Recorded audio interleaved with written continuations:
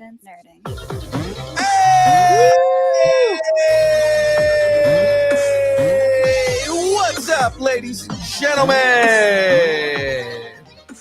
It is Taco Tuesday. You know what that means. Ladies and gentlemen, you are experiencing Distance Nerding.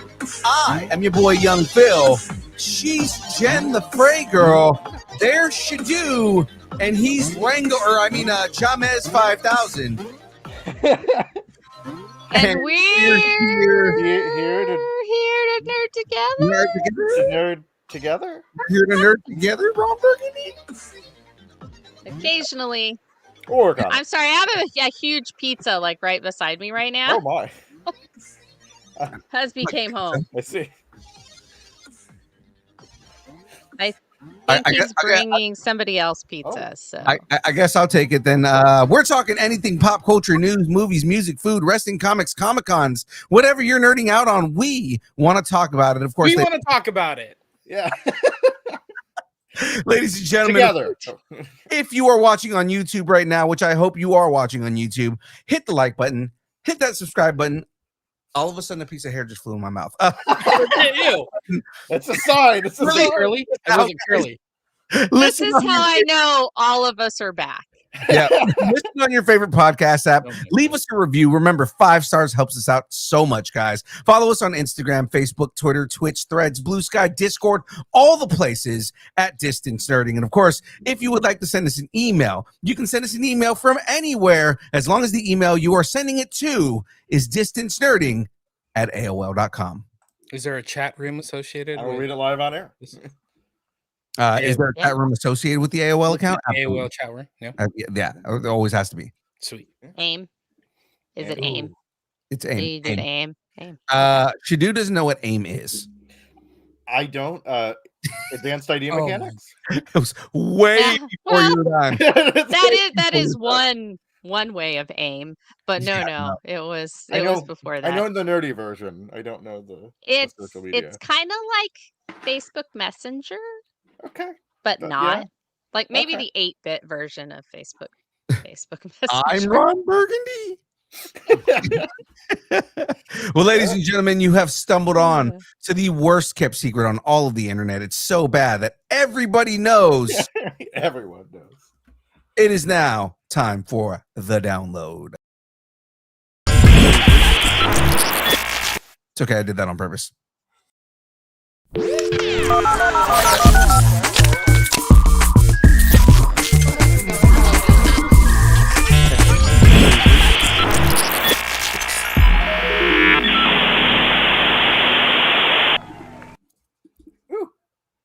I have no idea where we even are in our like No, little that threw outline me or off. anything. Oh my gosh. Shadu doesn't have a beard anymore. Who knows where we are? He's even more of a baby face than normal. Well, ladies and gentlemen, this week on deck, we've got come on, starting rumors. We have work friends, frenemies, and Batman ghosts his rogues. Oh, Batman. Oh man, Batman, the download. Mustaches, gingers, nostalgia, visions, and James Gunn in his green era. Oh yeah, and of course we're rounding it out with the Geekend update. Woo. I don't have the outline. Oh, summer is winding down, but the cons are picking up. Or I do have. What do you have?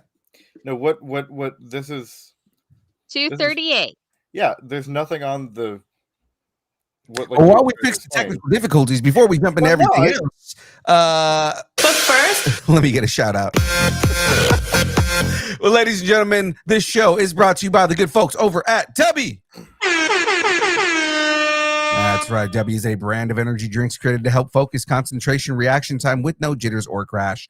W contains no maltodextrin, no sugars, no fillers, no artificial colors or dyes. Find out more about W at www.w.gg. Use the code NERDING10 and get 10% off your order. So delicious, guys. I actually am thinking to myself that I need to try and get some of these new Japanese flavors before we go to Anna Medford. Oh yeah, you should. Yeah. Oh, that would be real. I mean, I think that's perfect brand. And they just came out with another Japanese flavor. So they have the yuzu flavor. They've got a cherry blossom flavor. And they just came out with something called, they came out with so they have the tiger's blood. But and I can't have that because it's got coconut. But they came out with a new Japanese calligraphy. That's cool. Oh, that's so cool. Yeah. Make yourself the. There you go. There you go. Yeah. There you go. Or yeah. There you go. Oh yeah. No, that's really so cool. So yeah, nice. guys. Awesome. Yeah, make your way over to Dubby and get in on that now. That bundle. And use code Nerding10 at checkout. Exactly. Use the code Nerding10. You'll get 10% off your order. It is a metal bottle, and it looks like they're going to be dropping multiple Japanese Series 360 metal Japanese bottles. So kind of cool. It looks like it's an 18-ounce bottle with an internal straw. And when you buy the package, it comes with a 30 serving tub of tiger's blood. So get in on that, guys. Now is the time to get in. Very cool. Awesome. All right. Well, I'm sorry. I haven't been here for 6 weeks, so I forgot how the show works. That's okay. Jen, you got some information for us here? I do. Distance Nerding is part of the Geek Freaks Network. Now, I mean, that's us, and we're part of the Geek Freaks Network. Hold on just a second, because Husby is like, tell me that. Are you questioning why I sent that? It's so that someone on the screen could have it because he couldn't find it. Oh, but also, I sent it in the wrong thing. I'm so sorry. Okay, I apologize. I'll redo that. Okay. So I apologize. So we're part of the Geek Freaks Network. Well, apparently nobody has a script. Whether you're deep in the lore. I have it. Whether you're deep in the lore or just discovering your latest binge, Geek Freaks is the network that speaks your language. Podcasts that punch, ponder, and power up. So I actually listened to the flagship show, the Geek Freaks podcast, today, their newest episode. And, I was going to say the thing that I really enjoy, their segments are different. So it's got like an interview in it, like part of an interview in it. It's got like their review, they review something and then they talk about the news. So it's kind of a mixed bag of things. But I really like how it gives you like the heart of everything, but it doesn't really dwell on everything. So I really like it, and I love the camaraderie between all the hosts. And when Frank does the interviews, are always fun and engaging. So you guys should check it out at geekfreakspodcast.com. You can actually listen to it there, or they have a YouTube channel. And they also have other things called like fandom portals. I really love fandom portals. It's like one of my favorites. Interviews and headlines, Anime Plus, for those of you who are anime fans or want to learn about anime. They do a really good manga breakdowns, and they do behind the scenes stuff. So it's like all the anime stuff. So yeah, so whether you're building Lego, debating casting choices, or still crying over that finale, we've got you covered. Geek Freaks Network, your fandom, your community, your favorite people, even when we're grumpy. Find out more at gmpods.com. Oh man, they do have some good shows over there, but they really do. You know what I'm gonna do? I'm gonna weasel my way on there. Oh, you're gonna weasel your way? Are you gonna record on Friday? I'm gonna weasel my way onto one of these shows. I'm just gonna make it happen. Yeah. Okay. I don't think you have to weasel. I think you just need to say, "Hey, Frank, I'd like to be on one of the shows." I'll be like, "Okay, I'll make it happen." I've been making a suggestion for him to do the episode for because he's doing a week by week for Peacemaker. So I was making a suggestion that James should be on that episode rather than me, because I'm on everything. So it's like, okay, well, we need to see more James. We need to see more Jen. You guys should probably be doing those episodes instead of me. Well, I'll give the feminist thing. That's out. fine. Yeah.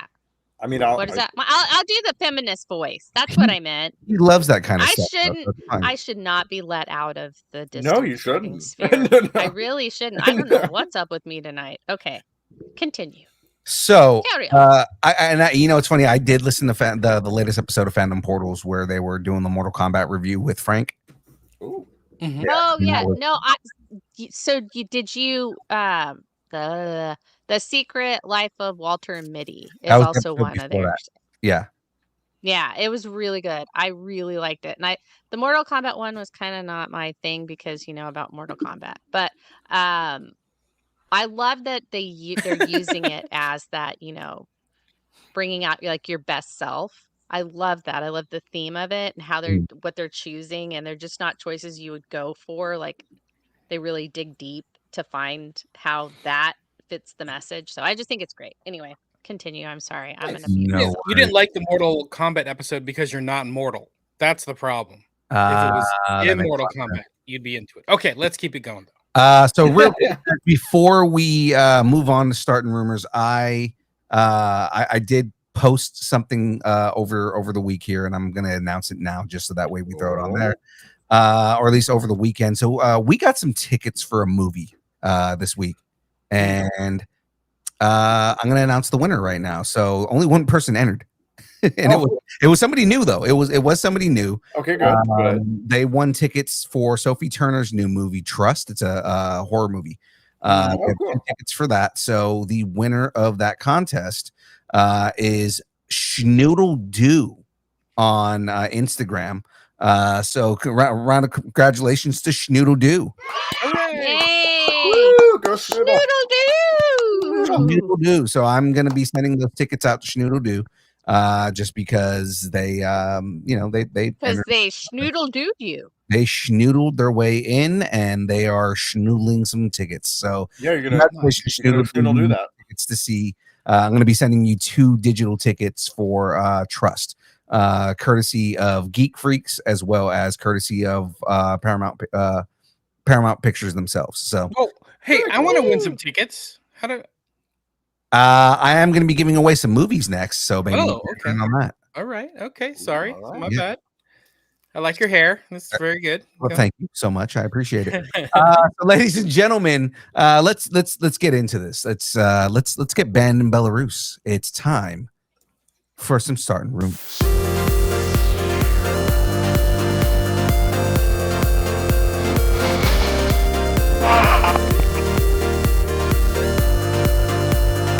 Banned in Belarus. Banned in Belarus. Banned in Belarus. Banned in Belarus. Banned in Belarus. Funny. I was about to make a Bluey joke, and of course, James busts out the Bluey, the Bluey's Bluey in Belarus. Yeah, Bluey in Belarus. Bluey in Belarus. Bluey can't go. Bluey can't go. Bluey can't go to Belarus. Well, ladies and gentlemen. Oh, who won the animated for tickets? Ladies and gentlemen, let's jump right into this first rumor here. In Mystic Science Bro rumors news, Robert Downey Jr.'s Doctor Doom is reportedly on a crusade to stop multiversal incursions. Think cosmic cleanup with a vengeance. He's targeting those who fractured reality, including Steve Rogers, whose time-traveling retirement with Peggy may have triggered the chaos. This is kind of interesting. And get this, Doom might be teaming up with Doctor Strange, who's rumored to be operating in morally gray territory after years in the dark dimension. Doom sees himself as the hero, even if his methods scream villain. Tacos on the table. Is Doom saving the multiverse with Strange? And who's strong enough to take them down? Oh, this is a nice little twist. Shadu, welcome back. What do you think about this rumor? Cool. Good job. Okay, Frey, what do you... He doesn't know anything about this. No, it sounds cool. I like it. I like sending Doctor Strange in a slightly different direction. Mm-hmm. I am still curious how they're going. I don't know. I think it would be interesting if we're all right, and it is that this Doom is a Iron Man variant somewhat. Mhm. And it could be a situation where that's like a revelation at some point where he's like, wait, hold on a second, I am part of the problem or something. Mhm. You know, where he's like, or maybe he's a different, I don't know. Anyway, it's cool. It's cool. I really like it. It sounds fun. Jen, any thoughts on this? I was gonna say, apparently, Shadu has caught my whatever is going on with me. Yes, and yes, I have thoughts. I don't hate it. My tacos are going to be on the table for it. I can see this happening, and especially with the variant things. Like, I feel like, there has to be some consequence for Steve going back in time and being happy with Yeah. Peggy, because he's not supposed to be happy with Peggy. Right. So I think that could be a jumping off point for this. Then let's face it, they may not know exactly what's going on in the movie yet because they're still writing it. Yeah. So Yeah, but they've already started filming. That's the thing. So they just started filming this week, and the paparazzi rumors that are out there, Chris Evans, Haley Atwell, and Robert Downey Jr. are all on the set together. Oh, Yeah. Speculation. Okay. Yeah, speculation Cool. is that it's starting off with Doom traveling in time to go and confront Peggy and Steve. Mm. That'd be cool. Yeah. Now, Okay. if you know Superior Iron Man, not Superior Iron Man, Superior Iron Man, Superior Iron Man in that storyline, Doctor Strange is kind of like his lackey. So yeah, this kind of if they're using parts of that storyline, that makes sense. But they're also saying that there is a lot kind of behind what they're trying to do. Is the way we know Doctor Doom in Marvel is that Doctor Doom he's the hero of his story, right? He is the king of Latveria. He is good to his people, but he's a villain to everyone else. So it seems like what they're trying to do, what they're saying that they're trying to do, they're trying to have Doctor Doom be a hero, but in an unorthodox way. So almost an anti-hero, but not quite an anti-hero. He's still the antagonist. Yeah. No. Yeah. I like this idea. I think it's a good way to flip the script, so to speak, instead of just good guy, bad guy, good versus evil, seeing things from a different point of view. And every good villain, like what young Phil is saying, sees themselves as the hero of their own story. Exactly. So yeah, I mean, Thanos is the perfect example. Totally.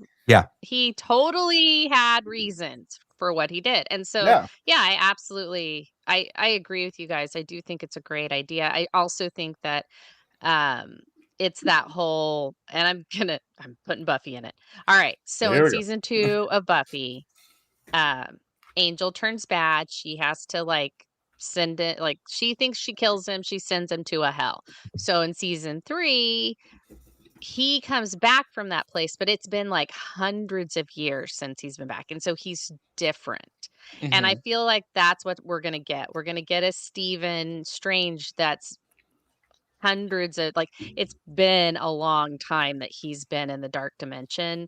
And so he's coming out of it as a changed Strange.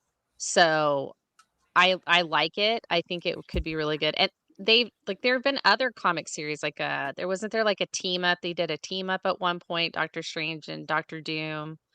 And then and he's helped lead things that Strange has been a part of. They have a long history. So I absolutely could see this happening. And the actors also had really good chemistry on screen. So I would think that they would be stupid to pass that up. So could we call them Doctors Without Multiversal Borders? Or God. Oh my God, I love that. That's not bad. That is not bad at all. 6 weeks. 6 weeks, and that's how he starts things off. That's right. Coming back strong. My green and orange sparkly tacos are on the table. All right, here we go.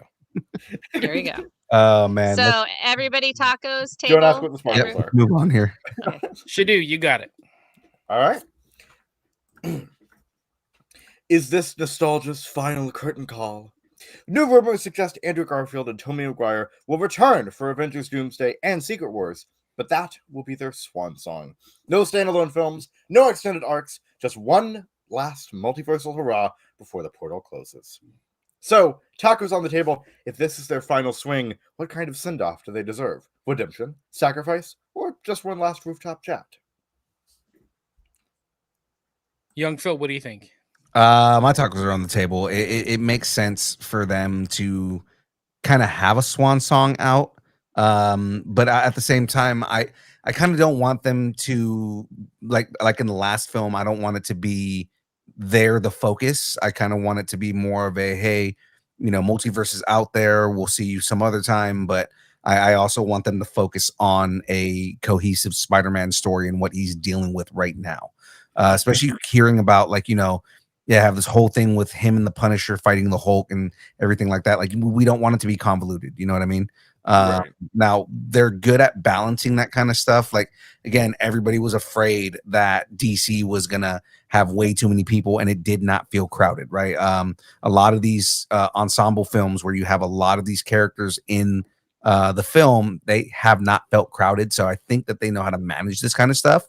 But I want this to be a Andrew Garfield, Tobey Maguire moving on, and we're focusing again on this universe's Peter Parker and him dealing with the fallout of now nobody knows anything. I also 100% want to see Ned Leeds turn.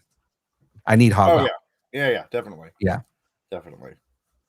Yeah, it would be really interesting if Andrew Garfield and Tobey Maguire, their Spider-Men, are the only ones that still know Tom Holland's Spider-Man. Right. That would be interesting. That would be good. Well, I mean, they're not of this universe. Well, that's what I'm saying, but they're the only ones who know. Yeah. And so it's that whole thing. Yeah. It's going to be fun. I didn't even think of that. That's good. Yeah, but no, I think that is the case. So that's awesome. Yeah. It's going to be really interesting. Frey, you got any thoughts on this one? Well, my tacos are on the table under 3 conditions.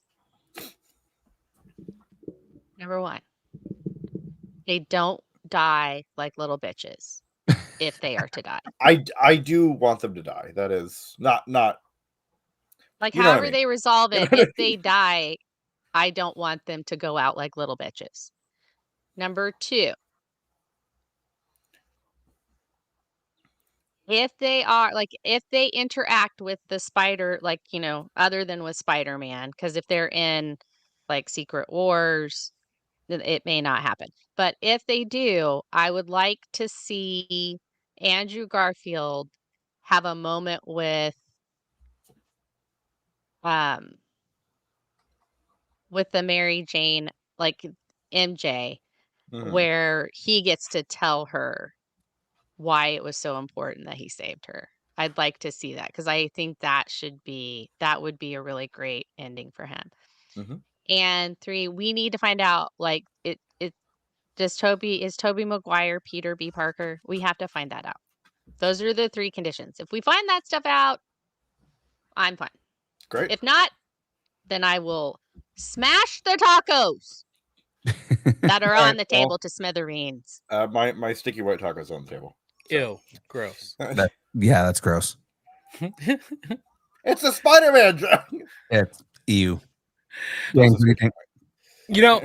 I don't mind if they live or they die or whatever.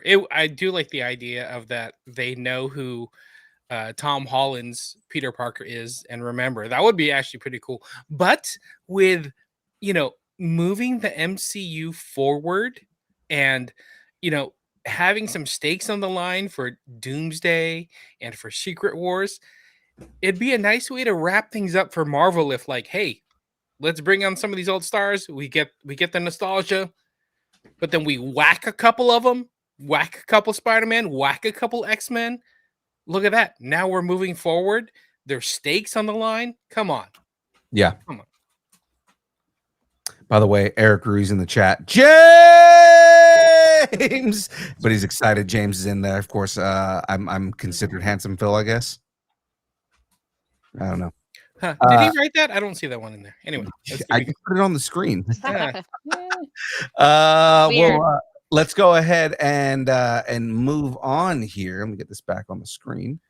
All right. So And that's a great picture for the people that are the YouTube viewers. It's a Yeah. great picture of them. Oh, all yeah. three of them. Such a great picture. And Anyway, go ahead. that's also a great picture of Trauma. That's right. Well, ladies and gentlemen, from Severance to Sinister, trading cubicles for chaos. Tremel Tillman's role in Spider-Man Brand New Day is confirmed to be villainous, but not Tombstone. Fans are speculating everything from Mr. Negative to the Maker, with hints that he'll appear in a villain montage early in the film. Whatever it is, it's likely not to be one and done. Tacos on the table. Is Tillman the next breakout baddie, or just a taste of the rogues gallery to come? Ooh. Can I go first? Because I don't have as much to say, so then that way you guys can balls to the wall it. All right. So I first thought, like when I was first like researching and reading the story, I was like, hey, the first thing I thought was he's Tombstone. And then I was like, well, he's not Tombstone. Like I read further and I was like, well, he's not Tombstone. And so then I was like, who would he be? And the next one I thought of was Mr. Negative. So I seem to be going down that logic train, just like orbiting everybody around else. yeah. So, but I'd like to know what you guys think about it. My tacos around the table. I love that he's going to be in it. You know, I do enjoy a strong black man. Yeah. As we all do. Yeah. Yeah. And so I think this will be fantastic for him. Hopefully they will get him out of the Sony universe and put him directly in the MCU. But that's a story for another day. I don't really have much to say. Anybody want to go? Oh, Shadu, you're gonna? Are you? I'm not too familiar with his work. Yeah, but I mean, it sounds cool. I'm interested. So, all right, Phil James, go. Well, the rumor for a while has been that Mr. Negative is supposed to be in this. Mm-hmm. There have been a couple of different actors that have been attached to roles within the Spider-Man movie. I don't think he'll be Mr. Negative. I think that he is going to end up being someone else within the universe. It's kind of hard to call, because it's kind of like, with the way that Marvel does stuff, with the way the MCU does stuff, you know, he can be anybody. And the thing is like, if they picked him for a role, he probably fits that role perfectly. I would have said Tombstone, but I mean, like, they already said it's not going to be Tombstone, so it's like, you know, I try to think like, okay, well, you know what else he would be good at is if they did a comic accurate Rhino. Ooh, I just had that thought. I was like, what if they did Rhino? Yeah, if they did a comic accurate Rhino, I think he would be a really good comic accurate Rhino. Rhino with chest hair. Look at that chest hair. Yeah, I know, right? Yeah. Taco meat right out the top there. Mm-hmm. Yeah.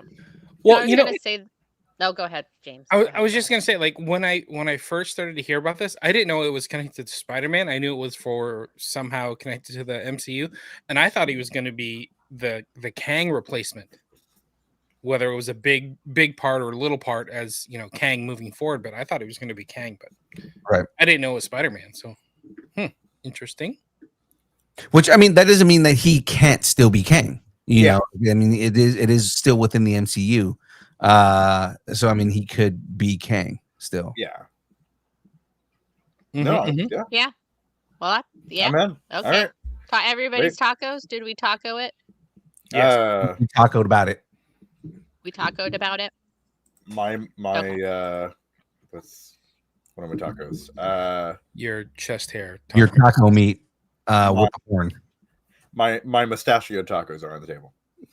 Mustachio. He has taco meat on the top of his chest. I mean, it was there for you, man. Oh yeah. Yeah, there you go. That taco meat. All right. Well, All right. let's Time to stock up on the hot sauce, Peter. Florence Pugh's Yelena Belova is reportedly swinging into Brand New Day. Her role might be brief, possibly post-credits, but it could set up her leadership in Avengers Doomsday. Think street-level meet cute with a side of Thunderbolts tension. Tacos on the table. Is Yelena recruiting Spidey, warning him, or just crashing his rooftop brooding sesh? See, I would like this. Mhm. Yeah, no, this is really interesting. I This just would love be a how good you all crossover. were completely silent after I said that. You're just like, It's because we're not trying to step on each other. That's like the big thing. Yeah. No, I would like this a lot. I think it'd be a great way to tie things together Mm. with Yeah. a bigger MCU and not use all the big huge characters to do that. I think having Yelena as part of the backbone as like a through line for these different pieces. I love that. I love it. Yeah, I mean, she could become kind of a somewhat of one of the new, because we've gotten a couple of them, kind of a new Nick Fury with recruiting people and whatnot. And we are building towards a different kind of Avengers team where it's people who are connected to the previous heroes that were in there. And so, you know, we're kind of building towards that still. So yeah, I think it's cool. And I love the more street level stuff, because it's supposed to be a more street level story. And Yelena is a very street level character. Yeah. So it's just fitting with that theme. All right, someone else. So okay, Phil. I like the idea of this. I like seeing Yelena in this. I think more than anything, it's probably going to be her jumping in to help, or maybe she's helping him stop Frank Castle. Maybe. Or maybe she's just looking for Bruce. Yeah. I mean, the whole thing is, if you think about it, right? Like, what would be an epic fight in a movie like this? And it's Yelena Belova fighting Frank Castle because he's a rogue vigilante. Yeah. No, that would be Yeah, I cool. mean, yeah, she could do it. I mean, she'd win, but she could do it. I'm never going to complain about Florence Pugh in a movie, so You shouldn't. 1, she's hot. 2, she can fight. 3, she's an amazing actress. Actually, that 3 should be number 1. But I mean, like, let's and the number 1 I gave you should be the number 3. So I mean, like, but amount of thing on there. But I mean, like, yeah, she's amazing. And she is the right person for the role. She plays that character really well. She's the best successor for Scarlet. So I mean, like, no, I agree. Definitely. And she does Russian really well. Oh, like she rides that line really between okay, I'm a badass, but I'm also Russian, so she can't act like she's that much of a badass, but sometimes she gets a little excited. Anyway, my talks are on the table for this. I think it will be great, and definitely with the post-credit scene in Thunderbolts, that I feel my tacos that have not seen Thunderbolts are on the table. It comes out on Disney Plus like tomorrow.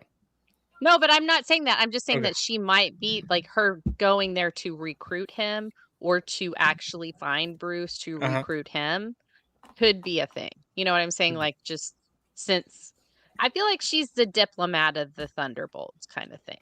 So, yeah. I could see them see it happening. Maybe I could see it maybe trying to stop the Punisher, maybe trying to, figure out Hulk and Bruce Banner, but also recruiting Spider-Man. I could see all those things happening. And knowing that, like, okay, yes, we know that the Thunderbolts are now the new Avengers. What about spoilers? Well, you were gone. Just go back to Kansas. But Sam's version of an Avengers team maybe coming together. Maybe Spider-Man is some kind of tipping point. Like, maybe which team is he going to join? That kind of thing. So that might be interesting to see with Spider-Man. Yeah, no, I could see that. I do. And in the past, like in Hawkeye, we know she knows how to multitask because she was, she had the macaroni with Kate the Bishop, and she was also going, look, I'm planning to kill Barton, and then I'm gonna go see the sights. Like, she was multitasking. So,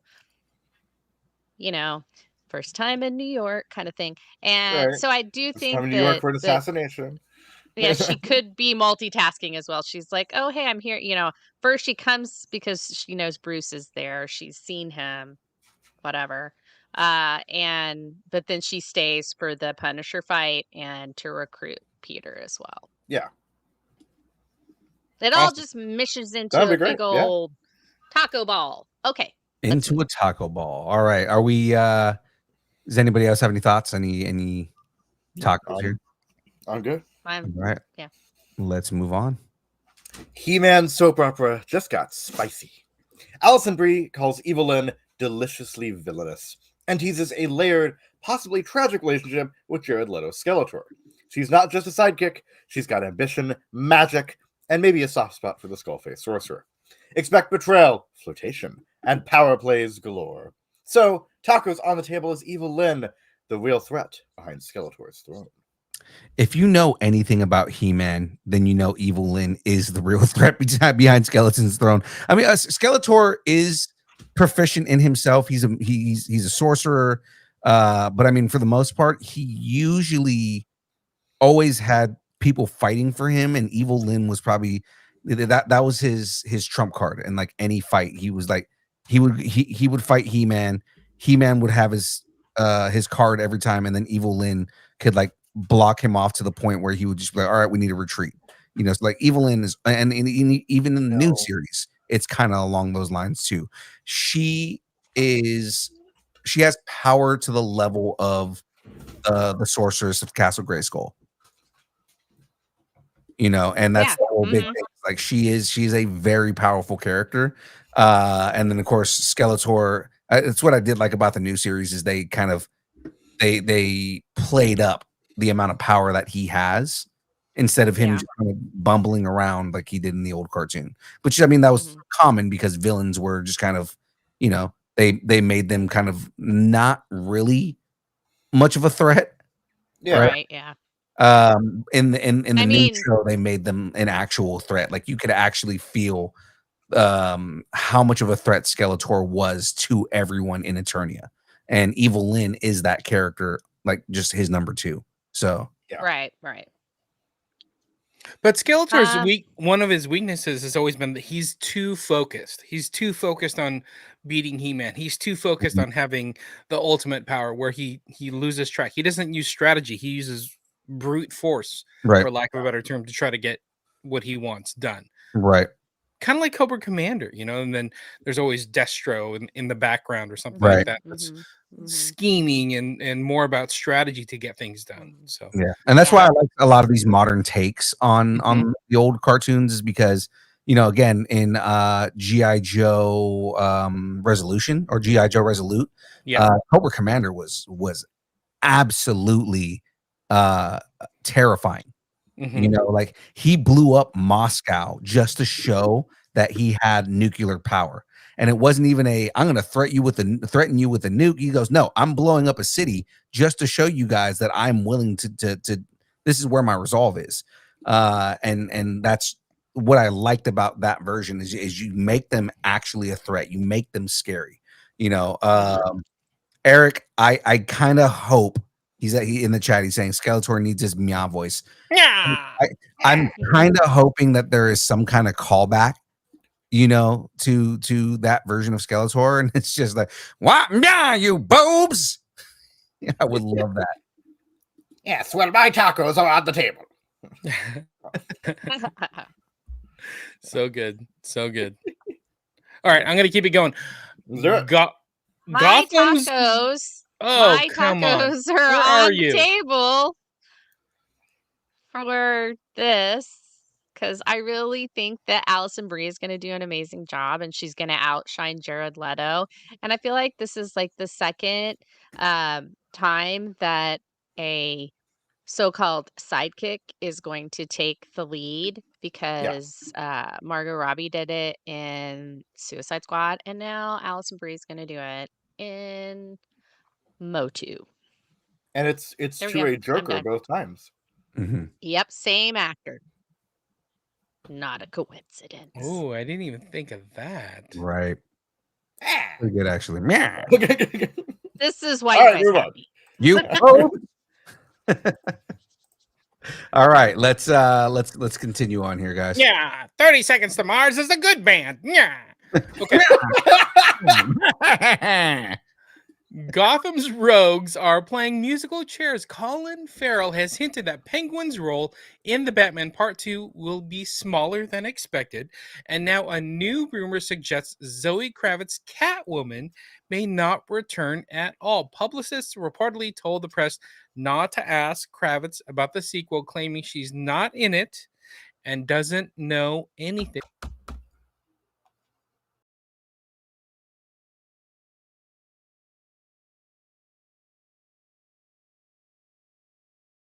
What happened? Ally or adversary.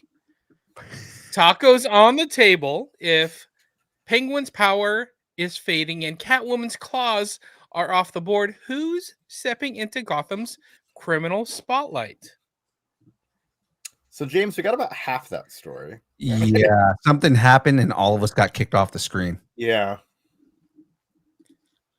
Gotham's rogues are playing musical chairs. Colin Farrell's are hinting that Penguin's role in Batman Part 2 will be smaller than expected, and new rumors suggest Zoe Kravitz is not coming back. That sparked speculation that Selena Kyle's arc ended with her departure. Tacos on the table if Penguin's powers are fading and Catwoman's claws are off the board. Who's stepping into Gotham's criminal spotlight? So we talked about this on the show, like different speculations and everything like that. Again, there's been a long rumor, but again, this movie's been rewritten so many times. There's been a long rumor that it's going to be Professor Pig, and it's just because that is a very grounded villain, a character that's never really had the spotlight.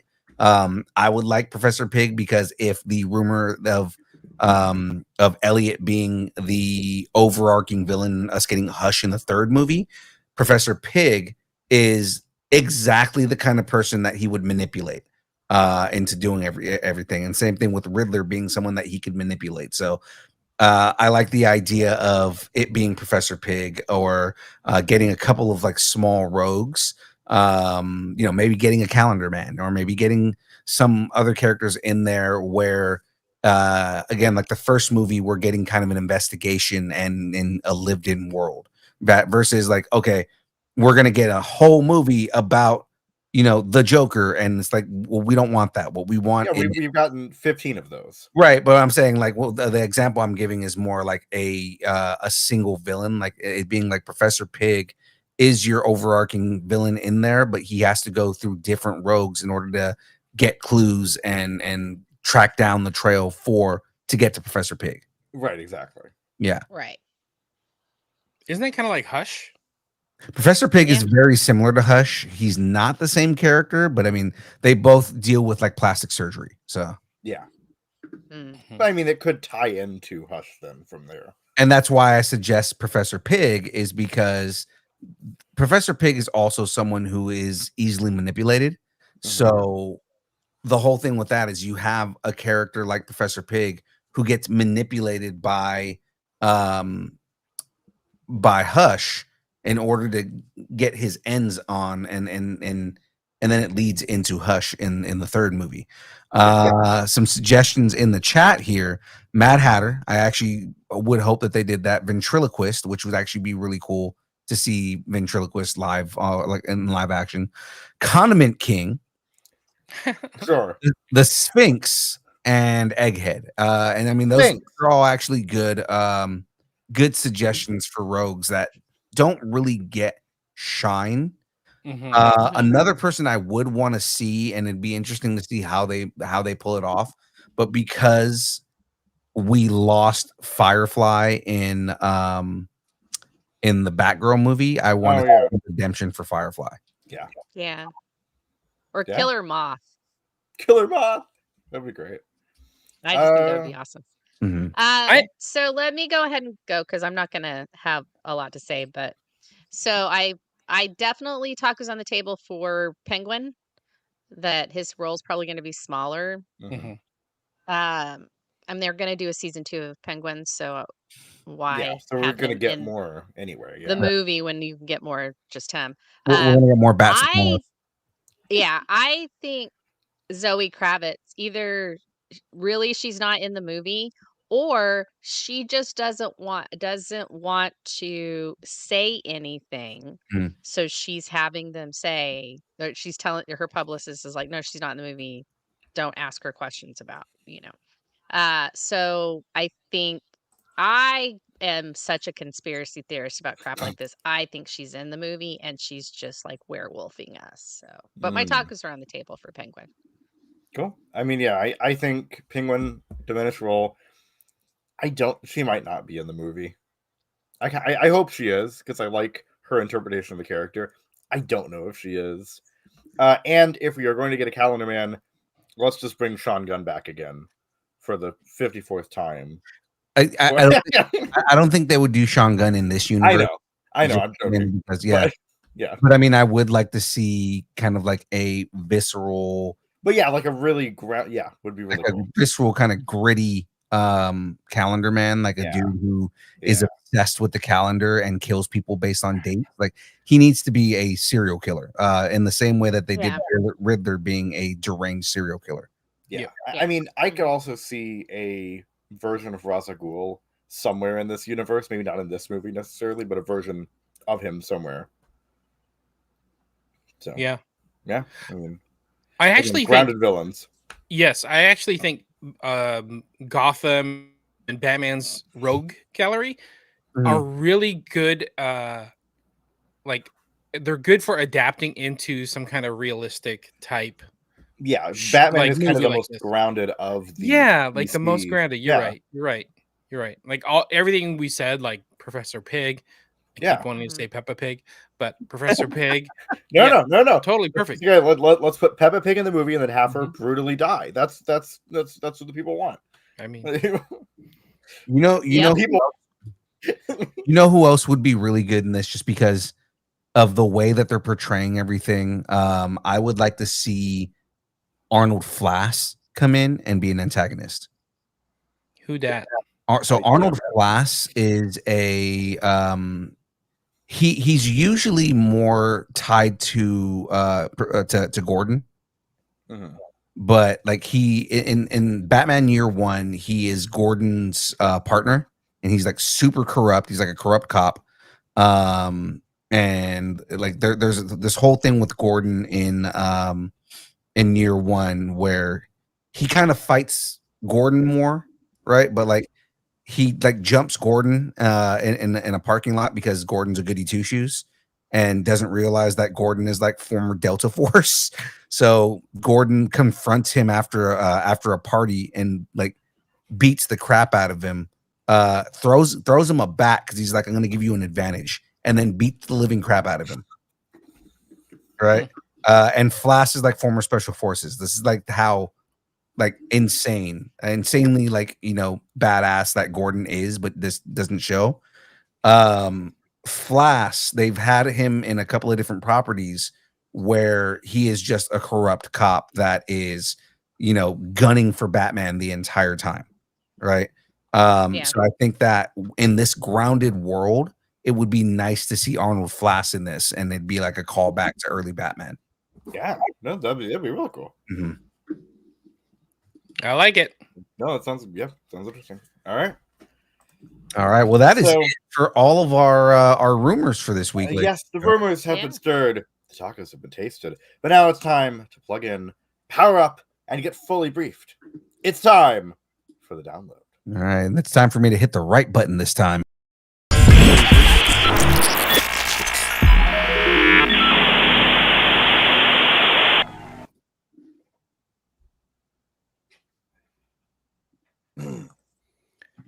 For more news, trailers, reactions, check out the Distance Nerdington post on Facebook. Let us know what you're nerding out on. That's right. Well, ladies and gentlemen, we're going to jump right into this. This is Casting Cash. With gods, detectives, ginger wizards, and immortals sharpening their swords. And we're not just talking about Jen. Let's break it down. Jen, it's all on you. Hello. So this first one, Artemis and Zoe are here to slay monsters and dodge boys. Woo. Daphne Keene is Artemis, goddess of the hunt. Sarah Chandri is Zoe Nightshade, her immortal lieutenant. in season 3 of Percy Jackson. Hmm. Season 3 adapts the Titan's curse and brings Oh, serious yeah. moon goddess energy to Camp Half-Blood. I can see it. Keen has that huntress god vibe.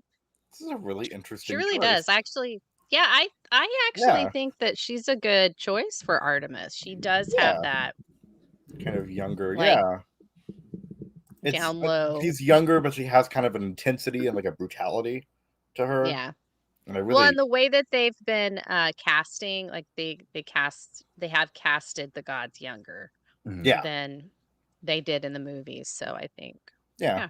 And I mean, her I mean, role it's in X-23 just shows that she can do really good stunt work. So That's what yeah, Oh definitely. yeah. So I'd Yeah. love to see her actually fight at some point. Mhm. I mean, So you know, she's been a mutant, a yeah. Jedi, And and now now a goddess. I got. I mean, what else? Yeah. There you Actually, go. you know, she also said this week that she would love for that character to come back in Star Wars. So Ooh. Yeah. Yeah. And she would love for X-23 to be in Doomsday. So I mean, I think she why just be a wants mutant? work, y'all. She just Why wants work. why be a mutant when you could be a god? There you go. All right. So next up, we've got the burrow's back, the sweaters are itchy, and the twins are already plotting chaos. Ron's got a So new ginger. face, Alistair Stout, not pictured here. And so do Fred and George, real life twins Tristan and Gabriel Harlan. Percy Ruari Spooner, and Jenny Gracie Cochran. Molly's played by Katherine Parkinson. She played Jen on the IT Crowd. And Charlie's still in Romania, per HBO's Cheeky Tease. Pure Weasley vibe. The picture cut off Ron's face. yeah, I 100% immediately noticed that. I was like, okay, so the actor, the kid that's playing Ron, got cut off. Right. We don't care about Ron. That's So very much There are ginger. pictures where you can see his face, So but much like most ginger. of them are like, is this the picture that's on the screen? So if you I guys admit I do not are know much listening, about. I just don't- look I it don't- up. Yeah, I admit I don't know much about Harry Potter, and I kind of don't want to for obvious reasons. But so much ginger. Yeah, this is such a Weasley picture. Oh yeah, no, this is very this. This feels right. Yeah. Cool. All right, moving on. Sorry, I'm chewing. Good. Shadu, you want to do this one? Time is a flat circle, and Cage is about to punch it into a triangle. Cage may play Henry Logan, excuse me, a detective in Jamaica Bay, New York City. Issa Lopez returns as showrunner, and filming is set for 2026. True Detective could go full Cage match. Oh yeah, of course. Or I would say face off. Oh, I don't have the sound anymore. The dun, dun, dun, dun, Thank you, Shadu, for that. I'm sorry, I took too big of a piece. You're good. And I was like, Sorry. it's a lot of bread. All right. She's done space, time, and Nebula's angst. Now, Gillian's going full Highlander, and heads will roll. Hell yeah. Karen Gillan plays Heather, mortal wife to Henry Cavill's Connor McLeod. With Russell Crowe as Ramirez and Dave Bautista as the Kurgan, the sword swinging Swaga is stacked.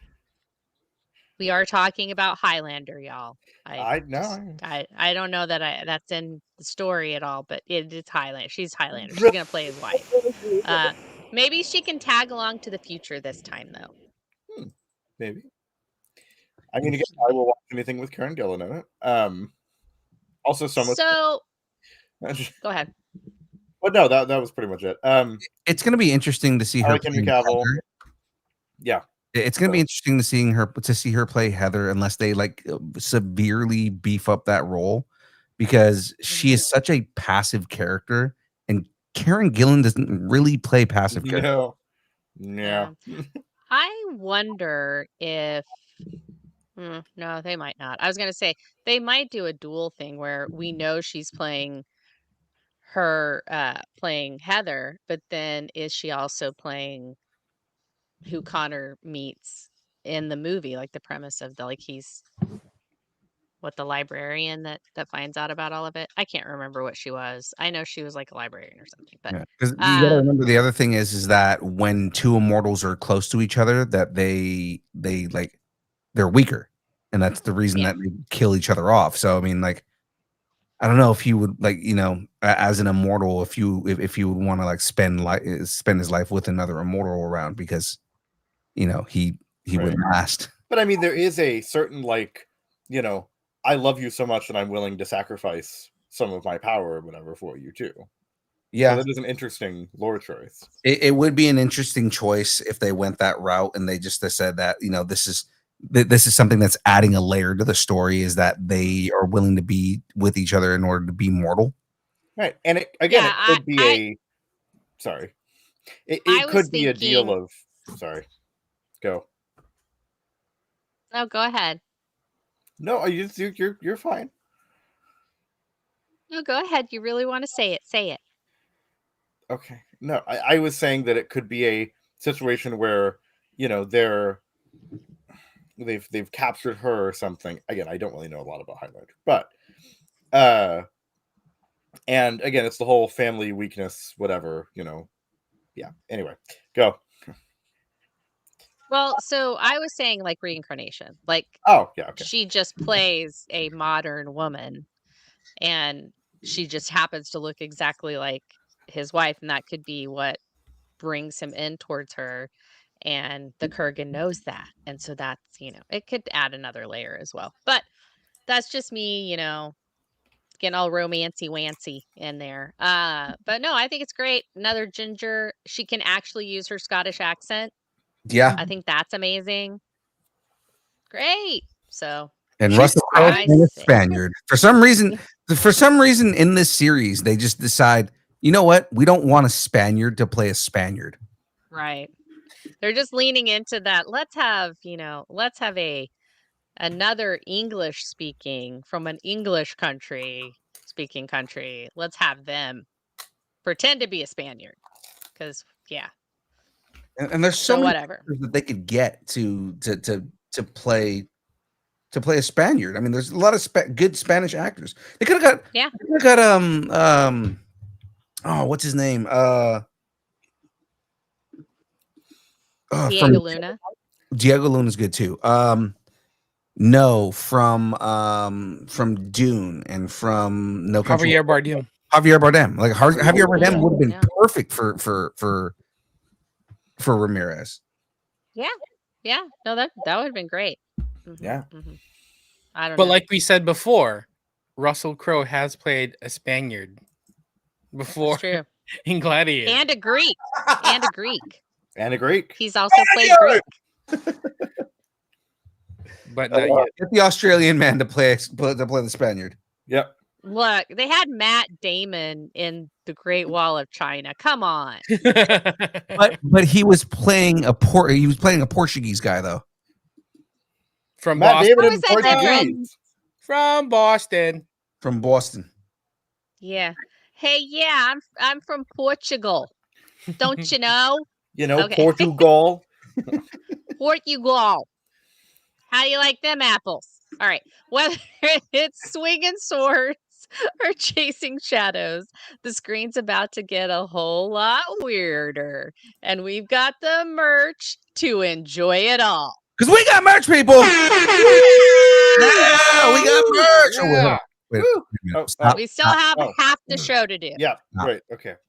No. Sorry. Again, I have not been here in 6 weeks. I don't know. So it's just a reminder we have merch and that is coming up. So let's go ahead. Let's go to quick bites. Let's do quick bites. Wait. Let the syrup flow, Super Trooper style. Broken Lizard is back behind the wheel, and Brian Cox is officially returning to the madness, joined by Chase Crawford and other new recruits. Expect more absurd patrol antics, syrup chugging, and highway nonsense with a slightly upgraded cast. I guess mustaches are back on the menu, boys. Now, who wants a mustache ride? Wow. Okay. I Move on. but I have to say that like Super Troopers, husband loves Super Troopers, So do I. and I've watched them because of that, so I do enjoy them as well. So that's it. That's all I have to say. Yay, Super Troopers! Go All right. Broken Lizard. Let's Here we go. continue. It's alive! Finally, and he's heading to Venice. After 30 years of dreaming, Del Toro is finally bringing his gothic monster vision to life, with Jacob Elordi as the creature and Oscar Isaac as Victor Frankenstein.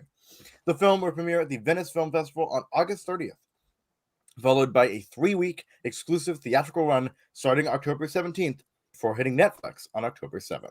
30 years of dreaming, stitching, and cinematic sorcery make Del Toro the real doctor behind the monster. I love this picture, and I Yeah. cannot wait to see this. I love Benicio. I love Guillermo del Toro's take on anything dark, and this is right up his alley. Yeah. No, it's been cool. Absolutely. I really I think it'll be fun. I love that they're putting it out like right around Halloween so people can go see it. It's very, it's a mood, y'all. But and then if you don't get out to see it, you could see it on Netflix. So I think that's kind of neat. All right. Well, let's Yay. continue on here. The hair's right, but is the hype real? A leaked image shows Cody Rhodes rocking Guile's iconic flat top and military gear, confirming his casting in the upcoming adaptation. Fans are already buzzing about his look and whether he can pull off the sonic boom. Guile's ready to flash kick the box office. Sonic boom! USA! That's so funny. All right. I don't know. What do you guys think? Do you think Cody Rhodes do you think he's perfect? He's perfect. Yeah. Wait. Perfect. There we go. No, All right, Cody Rhodes looks like Guile. He does. Yeah, he dyes his hair like platinum blonde, so he's set up for Guile. So that'll be perfect for him. That little Cuban man is the perfect pick for Guile. Little Cuban man. He's half Cuban. The only thing with that is because I haven't seen the picture yet. Did they cover up his neck tattoo? It was just a shadow of. It's just his shadow, yeah. Yeah, shadow with the hair silhouette. And you can kind of see his camo like baggy pants that Guile wears. You can kind of see those if you like look like right in the very corner of the picture. So. Yeah, I'm curious on whether they get rid of his neck tattoo, because his neck tattoo is it's his symbol. It's the skull in the American flag, right? Yeah. But at the same time, Guile famously has a big ass American flag tattooed on the side of his arm. Yeah, so. it would work. Yeah. Either way. Like it would still work. And I'm curious on whether they just kind of like bring that in and they just let him have his regular tattoo on the neck tattoo, or they like cover it up and put the flag on his arm just to make it more game accurate. Yeah. Or maybe they just keep it and put it on its arm. Put the flag tattoo on its arm. You could do that too. Yeah, give me some Street Fighter. We got Cody Rhodes from WWE in Street Fighter. We also have Roman Reigns, right? Yeah, WWE in this. I like where this is going. The guy who's playing Ken, they just dropped like a full picture of him as Ken, and that dude is ripped. Wow, like he is ripped. It's ridiculous. Well, I mean, you know what? He's just Ken. He's Knuff. He's Knuff. He's Knuff. Moving on. Yeah, let's go ahead and move on. All right, I'll take the next one. This one is Snyder, a camera, and a story that hits like a gut punch. Zack Snyder is stepping away from genre spectacle to tackle a grounded war drama set in South America. The Last Photograph. It's a long, gestating passion project that promises emotional depth and visual grit. One thing we know for sure, it will look amazing and might have a 6-minute song for, fun. And probably fun. 17 slow-mos. Right. But the cinematography will look amazing. Yeah. Exactly, because Zack Snyder is a director that's really a director of photography. Mhm. He's more DP than he is anything. Yeah. Ayo. Yes. And there's nothing wrong with that. There is absolutely nothing wrong with that. Whatever your kink is. Whatever. Yeah. You know, Yeah. we don't kick shame here. Little girl. We don't director of photography shame here. No. I've done some very good directors. All right, moving on. So My best friend's a director of photography. And my best friend does DP. good for them. The Force is strong with these visions. Volume 3 returns to its anime roots with 9 shorts from top Japanese studios, blending sequels to fan favorite tales with bold new experiments. Ronin, Kara, and F are back, but the buzz is around Black, a psychedelic deep dive into the haunted psyche of a stormtrooper facing death on the battlefield. Ooh. All episodes drop October 29th with a premiere at Anime NYC. Did Lucasfilm just drop the most stylish mixtape in the galaxy? They might have. That sounds intense. Like the stormtrooper close to death. Mhm. It's really It's supposed to be like a really dark psychedelic like trip. It's like a trip, man. Yeah. It's like that, before death, like hallucination kind of stuff, I think. And there's a whole bunch of others. So it's like there's returning favorites, but since there's 10, I think it's 5 returning favorites and then 5 new ones. But it's cool. all Japanese again. So I am think excited to that's see really the kinda sequel to Ronin. neat. So because I Yeah. love that one. Yeah.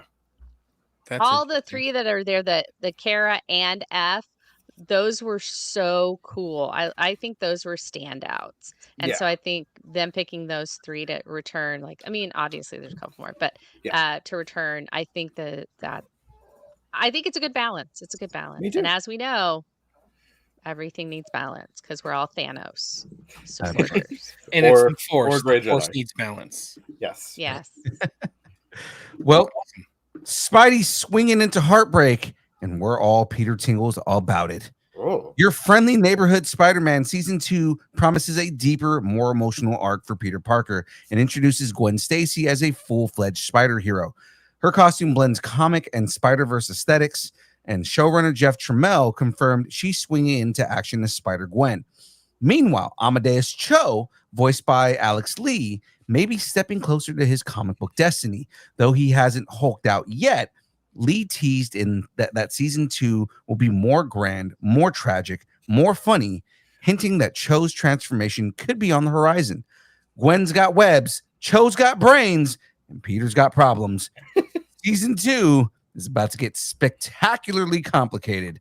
And let's see if the voice actor complains about woke again like he did last time. Wow. Yeah. You're in This Spider. is- No, he did not watch the same show that the rest of us did. Yeah. Because like he was sitting there going like, I was so happy that they didn't wokeify it. I'm like, they race bended multiple characters. Yeah. How are you defining that term? Yeah, they literally had a scene where the police racial profile Tombstone walking into his neighborhood. Like again, what show are you watching?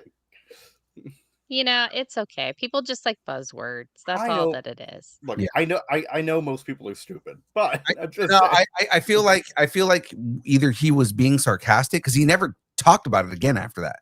Right. So he was being sarcastic, or he was just trolling everybody. I honestly want to believe that he was just trolling everybody.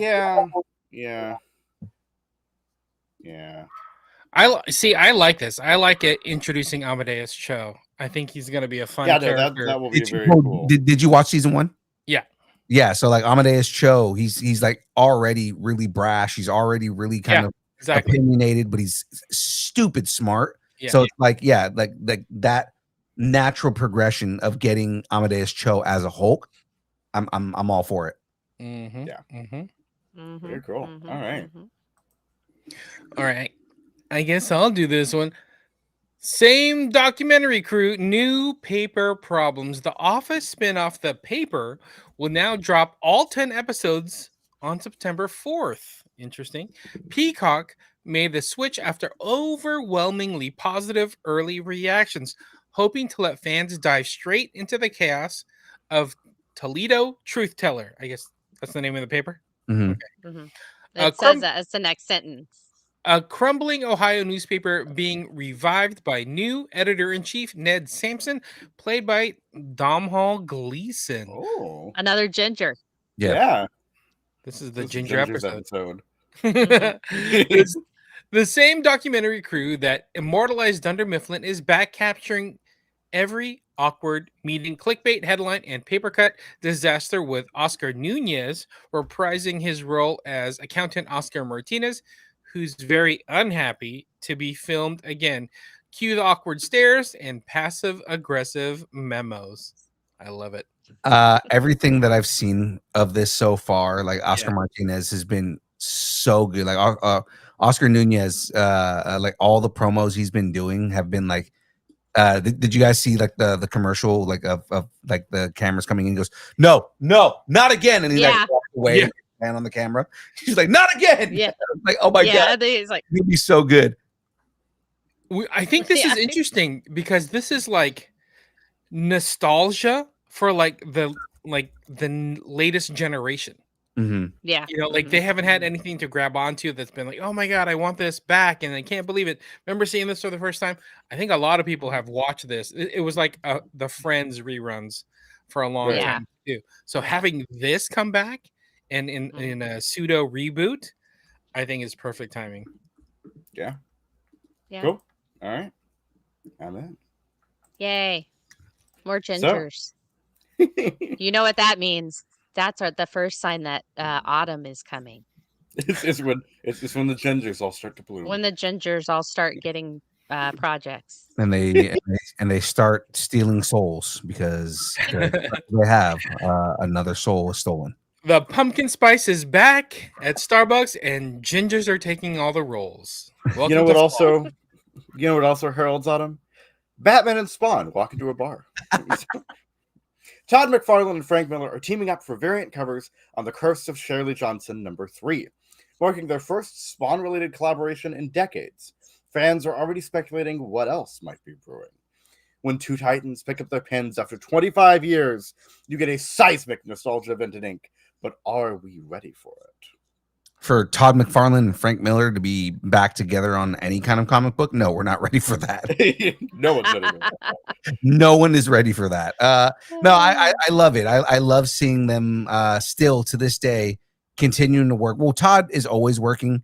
Frank kind of dropped out for a little bit to make films, but it's nice to see him jumping back into comic books again. So it is pretty awesome to hear that Todd McFarlane and Frank Miller are working on a new comic book, and it just that alone, I guarantee you that's strategic, because that just those two names doing variant covers alone makes me want to go look at this comic book.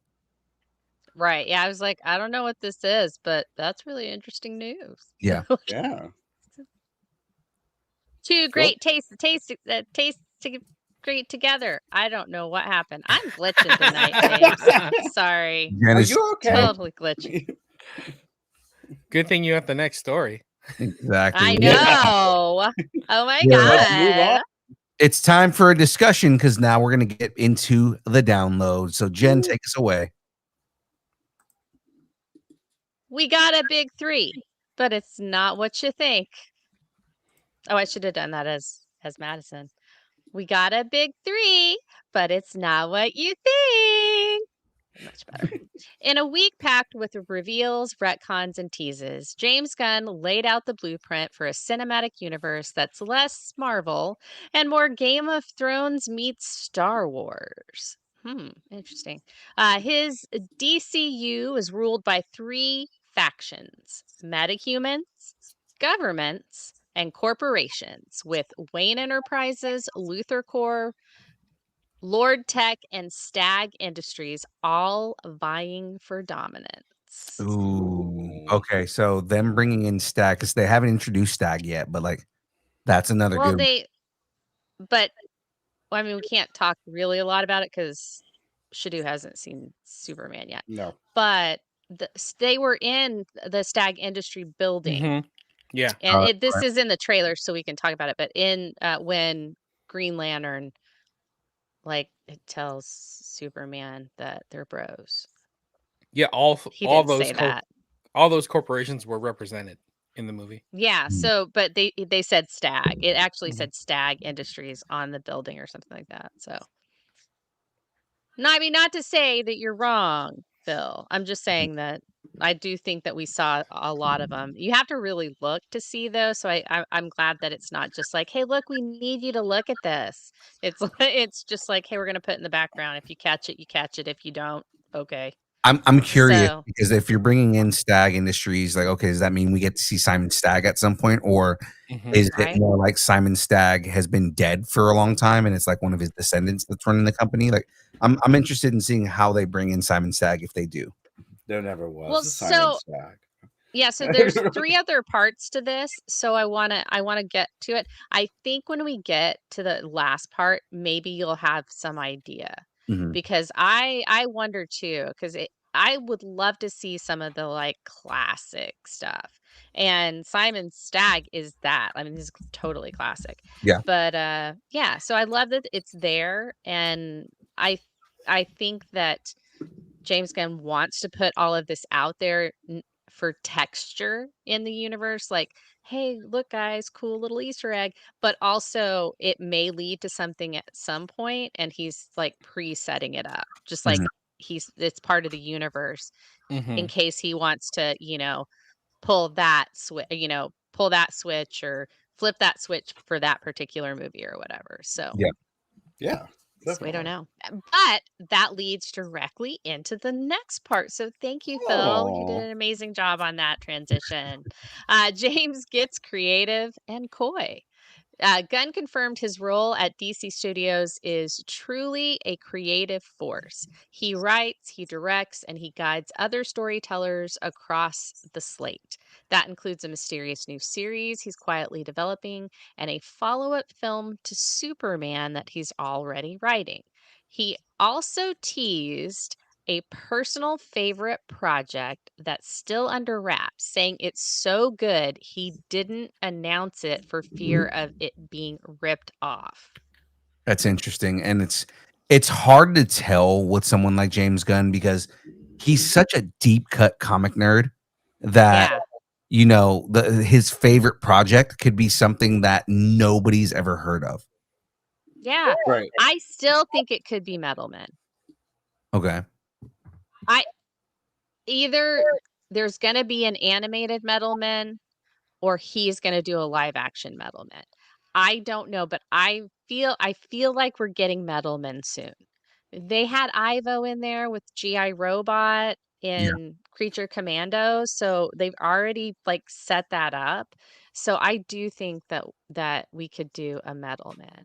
You know what I like think that'd be thought great. just popped into my head right now, and that's like tangentially connected, but something different. Like, so we're getting a Green Lantern series. We know that he is jumping into like metal characters and everything like that. What if Mhm. season 2 of Green Lanterns is them dealing with the Manhunters? I Oh, would yes, love that. yes, That That would would be be so yes, cool. amazing. Yeah. yes. Yeah, Yeah. no, that'd be great because we've never seen a live action version of that. No, not at all. Yeah. Yeah, That would be great. that Or would be even if awesome. it's like flashbacks to it or something, Right? like Yeah, Hal exactly. was in There that could still be war, but John involved wasn't. somehow. Yeah. Yeah. Definitely need something like that. I'd love to see stuff like that in the more serialized Oh, so you're things. Oh yeah, And so you're we've definitely. saying like the mystery that they're going after and they find out it's a manhunter? That's why the Green Lanterns are That are could be cool. Yeah. So what I Yeah. mean, what if Yeah. it is that? What if it's like, the thing that they're investigating ends up being a manhunter, crash landed on Earth or something like that. And then I would love kind of season like I will 2, say, sorry, yeah, yeah, I was gonna say season 2 is now they're dealing with, the failed Owen experiment in the Manhunters, right? So like, Mhm. oh man, that would be Yeah. so cool. yeah. I mean, I think it'd be cool if you kind of did almost a Borg thing with them, where you're building it up, and you're building it up, and you're building it up. So and just hinting and hinting along the way. Mhm. So I wish I thought of that. That's pretty good. yeah,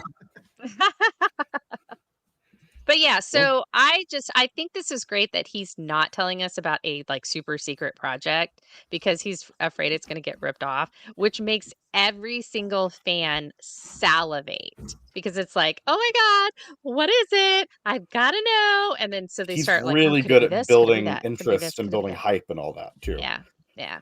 And there's so many things he could do, and it's so early in this, so there's so many options. And all right, let's go to casting. What about casting?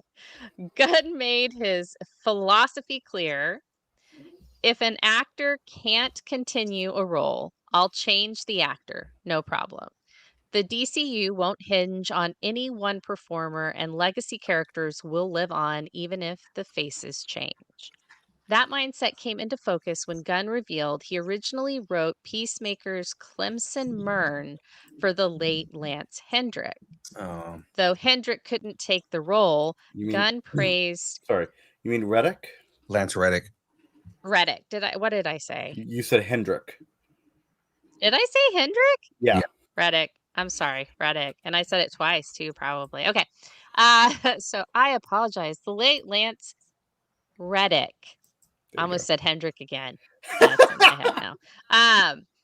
Though Reddick couldn't take the role, Gunn praised Chukwudi Chukwudi Iwuji. Okay. Chukwudi Iwuji, yeah. Chukwudi Iwuji's, and I fucked up Reddick. You're fine. What the Just okay. just performance as one of the best in season 1.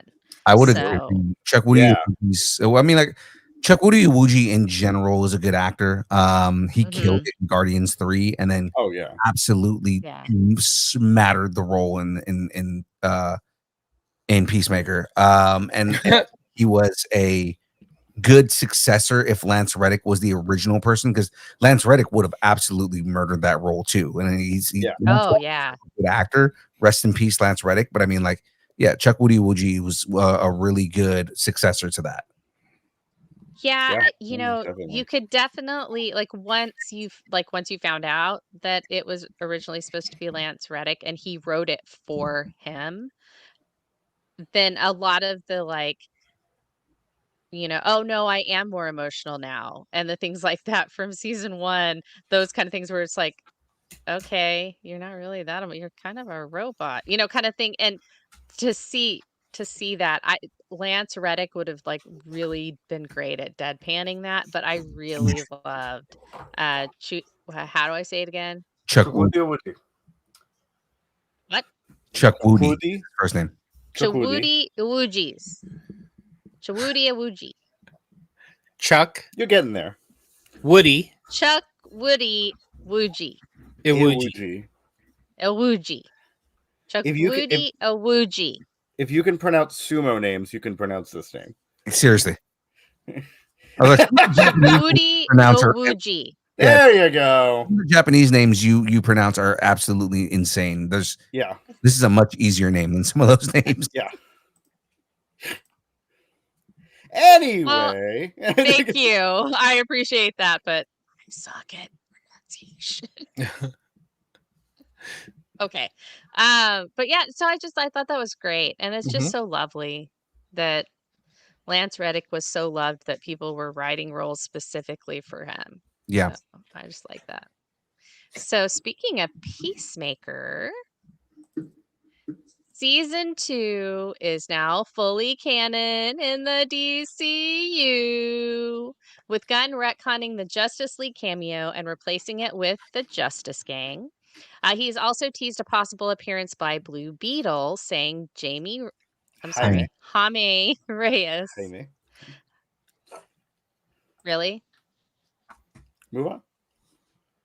Just kind of fits in very nicely with the new continuity. And with the Quantum Unfolding Chamber, aka Cuck, introducing alternate realities, Ted Kord's mysterious disappearance might finally get an answer. Oh, I didn't even think of that. Oh man. Yeah. You know what's funny is he said from the beginning that Blue Beetle and the way that they wrote that movie would fit perfectly in the way that he's writing the DCU.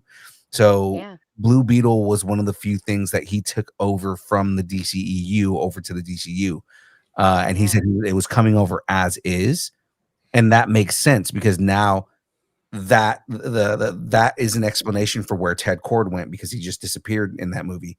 That is, I mean, Blue Beetle was a good movie for all intents and purposes. If for anybody who hasn't seen it, you know, if you were just, oh yeah, I mean, I skipped that one because it was like, you know, I wasn't interested. Blue Beetle was a great movie. You got to go check it out. Yeah. Oh, absolutely. Absolutely. I agree. And I think that that's great. The Blue Beetle, and they're testing the waters by maybe dropping him in Peacemaker in like a 1 or 2 episode stint. Yeah. That would be great to show, hey, he's also canon. And you know who else is canon? Kite Man.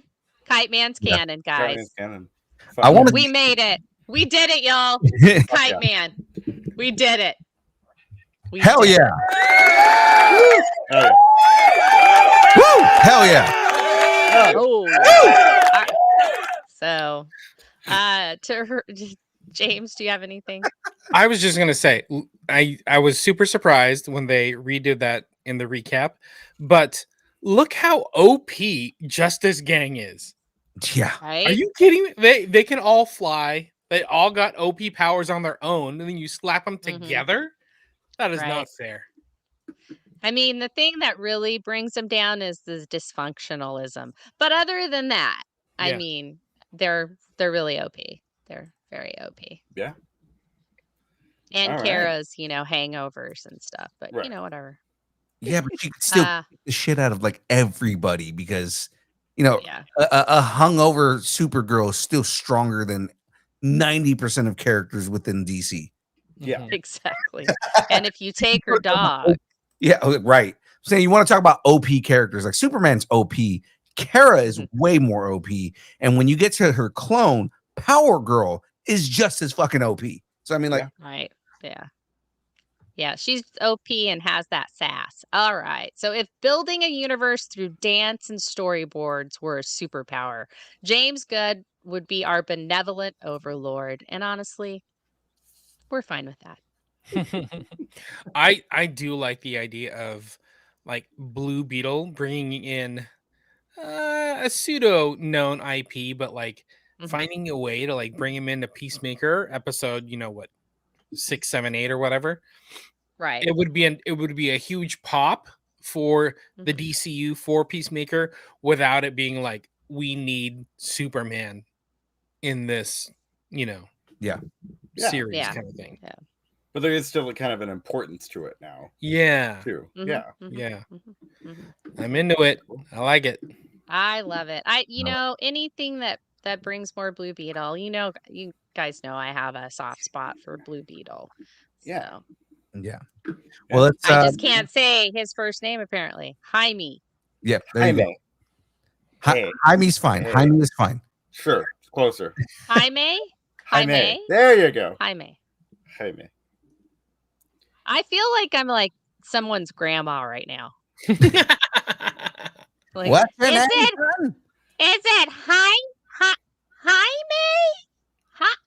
Jaime? Your name is Jamie? Yeah, lady, my name is Jamie. We'll go with that. You gotta put a real, all right. You gotta get a real hawk into it. Jaime.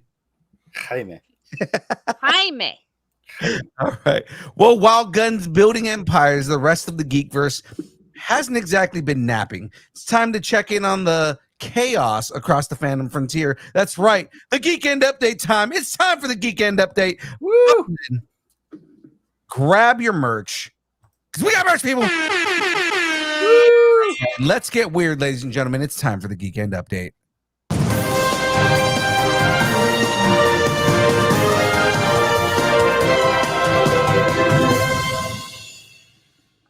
Awesome. I think for once you guys aren't coming back from a con or something like that. Right. So. It's kind of been that for a while, but we have a lot of stuff coming up, guys. So there's so much coming. Yeah. So let's we're kind of just gonna jump through without doing like major explanations, but we're gonna talk about the different cons coming up here, guys. So SAC Anime August 29th through the 31st at Sacramento Safe Credit Union Sorry, Center. I think it's pronounced Sac Jaime. Sac Anime. Sac Oh, Anime. my bad. Yeah. Sakanime. Sakanime. It's actually Saka Niami. Oh, Sakanime. Sakwudi Wuji. Sakuri Uji. Gentlemen, Sac Anime is coming up. It's going to be a massive show. It always is a big show. They always have so many guests at Sac Anime. It is absolutely ridiculous the amount of guests that they have. Do we have a list of what guests are going to be there, James? I was gonna look it up. I know. I just saw that Brandon posted about it, so I know he will be there. Right. Brandon McKinney's there. Yeah, I'll have to take a Point look of the at show, everybody Brandon else. McKinney. Right here, I've got the guest list coming up right now. So right here we've got even Silver, who did he's an animator. He's done a whole bunch of stuff, but I mean, he did character design for Kim Possible, Clark, Danny Phantom. Our buddy Brandon McKinney is going to be there. Troy Baker is going to be there only on Saturday. The voice of everything. Troy Baker's and everything. Jim Cummings is going to be there. Wow, a big deal. Carrie Payton is going to be there. Actually, the entire cast of Teen Titans is going to be there. So Carrie Payton, Greg Sipes, Scott Menville, Colleen O'Shaughnessy is going to be there. Kirk Thornton is going to be there. Dave B. Mitchell is going to be there. Pete Capella, Jason Griffith, Shannon Woodward, Laura Bailey, Travis Willingham, David Lodge, Ninzi Tarsha, Maxwell Adams, Greg Eagles, who played Grim and Mandy, or Grim Adventures of Billy and Mandy. Richard Horowitz, who I love this guy to death. He played Zim. He played Billy and Mandy. He's the voice of Alpha 5. Friend of the show, Greg Delisle Griffin is going to be there. Nice. Caitlin Barr, Lindsay Jones, Cara Edinburgh, Barbara Dunkelman. There's so many people. This list is going on forever. Oh crap! Okay, let's they could probably go to sacanime.com. No, they can't. Yes. Well, I'm going down to the bottom, and it's like Steve Bloom, Tara Strong's going to be there. Oh, yeah. Wendy Lee is going to be there. There's some massive names here, man. Yeah. I had a joke like 15 names ago. Yeah, that would tell me I'm going to leave it. Sac Anime.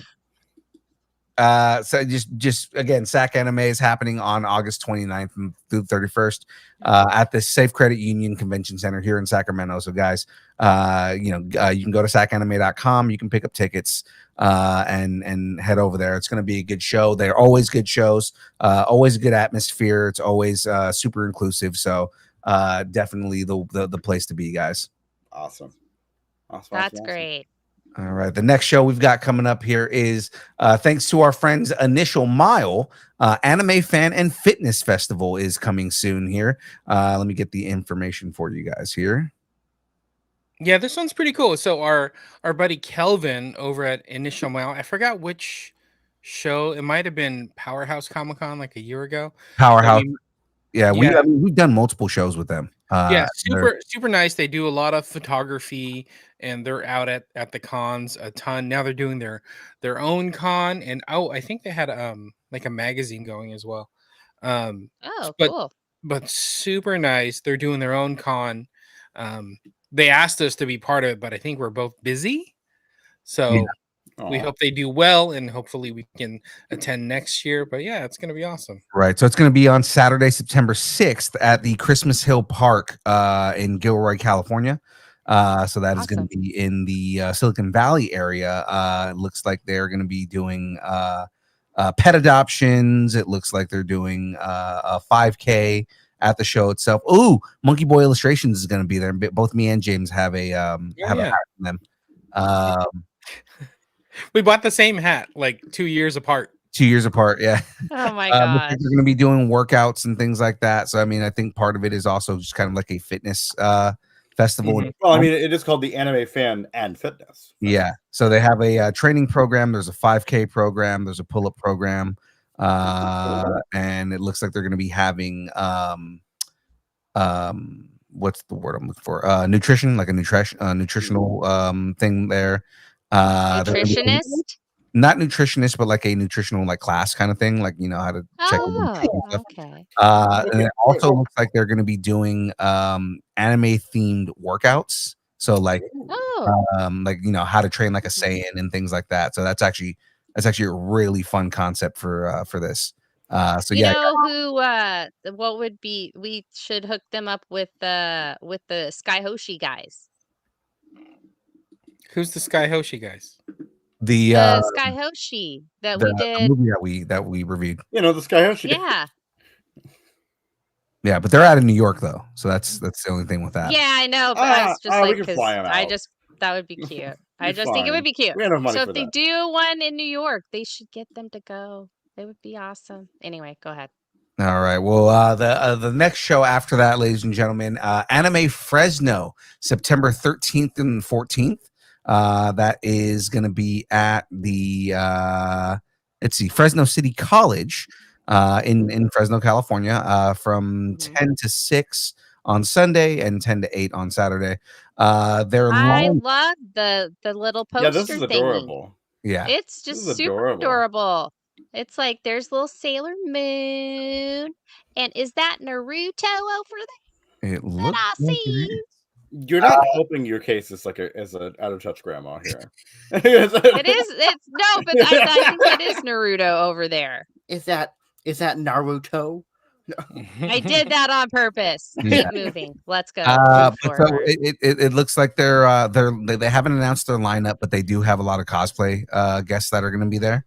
Cool. So I mean, it's mostly an exhibit hall. It's more so for exhibitors to be able to push product and everything like that. So now that we're in this whole theme of anime, our next show, the next big show that we're going to be at, is of course Anna Medford. Coming up here in Medford, Oregon, at the Rogue X in Medford, Oregon, September 20th and the 21st. Now that show is going to be all kinds of fun. I got to pull it up here, but I do know that we are going to be talking with the original.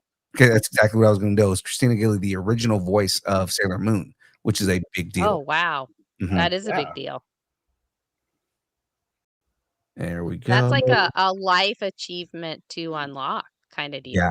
So Amber Lee Connors is going to be there. Barrett Letty is going to be there. Barrett Letty actually is the guy who took over for Iago. Iago from Aladdin, the parrot. He took over as Iago. Right. I thought that's cool. Someone took over for him as Iago, and I was like, huh?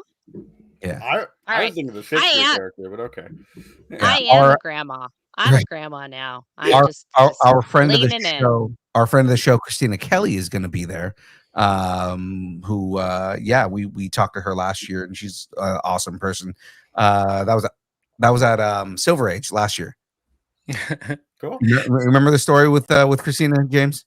Yeah, go ahead and tell it. Go ahead. Okay, so Christina was very, very apprehensive about the interview. Right? She was just like before she talked to us or anything like that.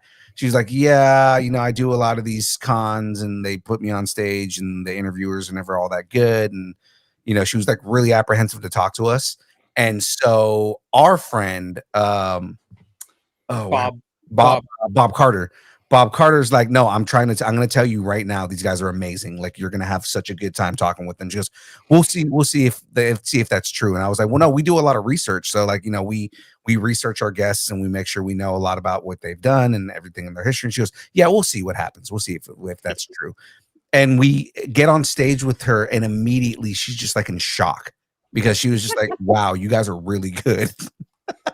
So it's moments like that again tell us that we're good at what we do, because when we get people who convert over, like somebody who's just like, yeah, I don't think you're going to be that good, and then we interview them and they're like, oh my god, you guys are really good. It makes me feel like we're good at what we do. And then of course Jennifer Cheehee. Well, I was gonna say she's super funny as well. Like once you get past like her tough shell vibe, she's super funny. I think she messages us the most out of She like does. a lot of the voice actors that we've met. Like she just messages us, talks to us, and like say, hey, what concert you got coming up? Like, get me in. Let's do some stuff. I'm like, all right, cool. Will randomly hit us up, and it's nice because that doesn't always happen, you know. Yeah, no, it's great, Her and Bob it's Carter, great. Bob Carter hits us up a lot too. Yeah. Well, no, I was just gonna say it's great because she was such a like, I don't know, and then like you guys won her over so Yeah, effortlessly. yeah. And then, like I said, Jennifer, James, how do you pronounce her last name? I think it's Sihi. Sihi. She is the voice of Sailor Moon. So again, big deal Cool. for that one right there. Yeah, that's a get. Right. So now I will be at Anna Medford here holding it down in Sacramento. James is going to be at CrockerCon. Yeah, so it's the same weekend as Anna Medford. CrockerCon is going to be happening here in Sacramento on Sunday. So last year we did CrockerCon and it was great. They were super nice, and it was nice seeing a bunch of local artists and vendors that we all know. So it was nice having that kind of hometown con that we got to host. Philippe hosted one room, I hosted the other. This time they're going to have one auditorium and not the smaller room. But I think there's going to be 4 or 5 panels. So between myself and Frank from Sack Geeks, from Geek Freaks, we're going to cover it. Sack Geeks is going to be there, by the way. They're helping out hosting the show. But Sack Geeks will be there. We're all doing great. Geek I've Freaks infected the whole pod. will be helping out on stage with me. I think there'll be some fun panels. They haven't announced it yet, so I don't want to say anything, but there'll be some fun panels. I've seen the list, and it's going to be fun. Very cool. Right. I like the art for it. Yeah, it's a really cool local event. It was really fun. You know, again, I would have loved to go again, but again, we're going to be at Animate for the same day. So That's what happens when you're in demand. We just need to clone Philippe, and then we can. Right now, after the weekend after that is our biggest show of the year. We're going to be at LA Comic-Con September 28th. Now, guys, I'm not going to get into everybody that's going to be there, but some of the big names: Elizabeth Olsen, Paul Bettany, Charlie Cox, Vincent D'Onofrio, Eldon Henson, Kristen Ritter, Mike Coulter, David Tennant, Billy Piper, Bryce Dallas Howard, Matthew Lillard, David Arquette, Jamie Kennedy, Casper Van Dien, Denise Richards, Dina Meyer, Jake Busey. Basically, they brought back Starship Troopers. Mike inside. The whole cast of Phineas and Ferb is going to be there. Oh yeah. The entire cast of Baldur's Gate 3 is going to be there. The entire cast of Genshin Impact is going to be there. Wow. The cast of One Piece is going to be there. The entire cast of Amazing Digital Circus, who we've interviewed multiple times. The only person who pulled out was John Bernthal, which kind of sucks, but I assume he probably had some work going. So I was going to say he's probably busy. Yeah. Now again, this is our biggest. Oh, that's right. Sei Wong saying also all the guests from Japan. So there is a crap ton of Japanese voice artists and character actors that are going to be there. I think they have it on a different page here, but I did see an announcement for that, and they've been like slowly like kind of trickle announcing all the actors that are going to be there. Now this is again our biggest show, not because this is where we get a lot of our celebrity interviews and live interviews, but also this is how we meet a lot of local artists and local vendors, and this is where we get a lot of our indie creators that we bring on the show over the course of the year. So this is definitely one of our big shows. We love meeting all of the artists, that we love meeting all of the creators, and of course when we get chances to meet the celebrities, it's a big deal for us as well. It's going to be a good time, guys. If you are going to be in the LA area, hit us up. We'll see you down there. We've got a couple of our con guys that are going to be there. I believe Sack Geeks is coming with us to this, or not Sack Geeks, sorry. Geek Freaks is also coming to the show, right? I was going to say this is a big collab event as well, because like what Philippe's saying, Geek Freaks is going to be going down there. Distance Nerding is going to be down there. Geek Saga will also be there helping out at the Project Wish Upon a Star booth, doing interviews there as well. And then Comics Podcast will be there as well, and then we'll probably meet a bunch of other people. Just We met the a few whole podcasts. podcast cinematic universe is going to be there. It kind of is because it's all of Yeah. our friends. It's all Yeah. of our buddies that we all hang out with all the time. So, and that we It's the guests on other shows. NCU, Nerdy right. Cinematic It's Universe. the nerdy cinematic universe. I love it. Woo. It is pretty fun because there's like 4 or 5 shows that we're all friends with, and we end up meeting up at LA Comic-Con, and then we get to be a part of each other's show. Like we were all on Geek Saga last time, so that was fun. Oh, that's cool. Right. That's Yeah. cool. Right. Yeah. And then we typically on Saturday will go to Scum and Villainy, and we just have a blast and act like a bunch of idiots over at Scum and Villainy. So it's always fun.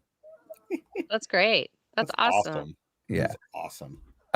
So with that being said, our next big show, or the last show that we have scheduled for the year, is Fandom Con, the Silicon Valley Fandom Con, which will be on November 7th and 9th at the San Jose Convention Center. Fandom Con, we helped out last year, and we're going to be involved with that again this year. This time for this show, like last year they had a couple of like niche things. This year there's a massive amount of major guests that are going to be there. So they've got a couple guests from the 100, but some of the bigger ones. Walter Koenig is going to be there. Oh shit! Oh, Trek. goodness. Tim Yeah. Russ is going to be there Tim Also from Russ? Star Trek. from Voyager. Yeah, Yep, from Voyager, from Voyager. And also Spaceballs. and also Space. yeah, he was also in Spaceballs, and he's going to be in Spaceballs again. They just announced that he's going to be there. Yeah. RJ Seiler is going to be there, who was in Scream and the new Power Rangers movie and stuff like that.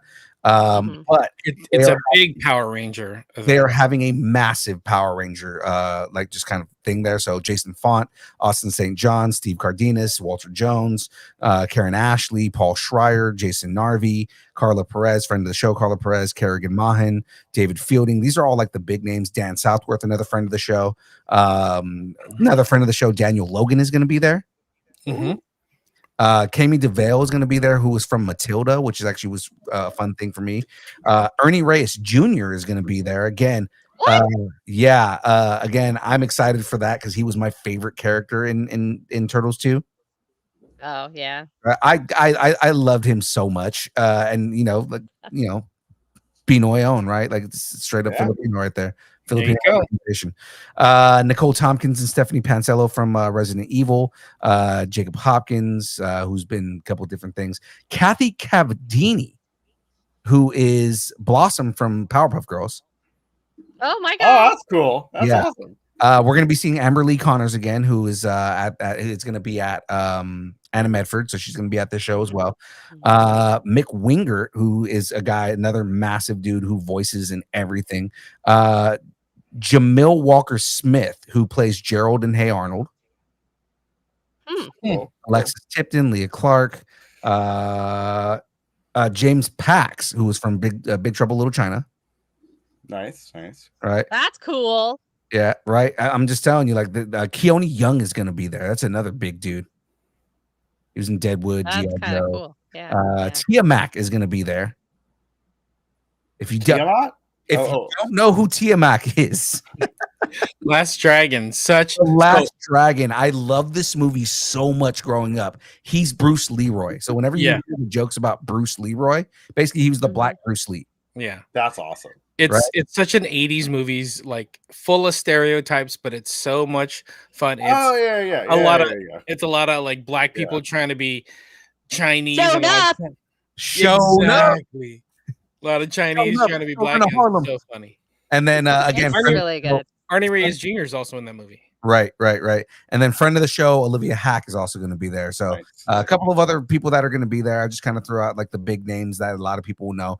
Fandom Con is going all out this year. And it was just kind of last year was the training wheels. This year they are going all out and they pulled all the stops out. So it's going to be a really, really good show. And I know that they are also getting the run of the entire venue this year. So it's not going to be it's not going to be as condensed as it was last year. Nice. Mhm. Nice. Awesome. Lots going on still. Con season is not done. Woo. No, it is just No, beginning. sirree. Going on. But if you want to represent distance nerding at all of the fun cons that are out there. Well, ladies and gentlemen, we got merch, people. We got merch, people, and so can you. DM us at Distance Nerding. We got 2 different shirts. We got the character shirt. We got the logo shirt. We calling it the Chase shirt right now. Let us know what size you're looking for, how many you're looking for. Stickers, all of that. $20, 25 if we got to ship it to you. If you want both shirts, we can get that for you. If you want the con bag, we can get that for you as well. Oh my God, so many fun things happening. Yes, of course it is. It is $54.33 if we have to ship to Florida. That is the policy. It's not our policy. It's just that is the policy. So it's the tariffs. That's the tariff. The tariff going to Florida, of course. I love it. Yeah, the black version of that shirt is awesome. It really is. This is the second run of this shirt that friend of the show, Eric. Shout out to Eric. He was in the chat. It kind of looks like a sticker, actually. Yeah. With the white outline. Yeah. It's really cool. It does. It looks like you just put like a huge sticker on like a plain shirt.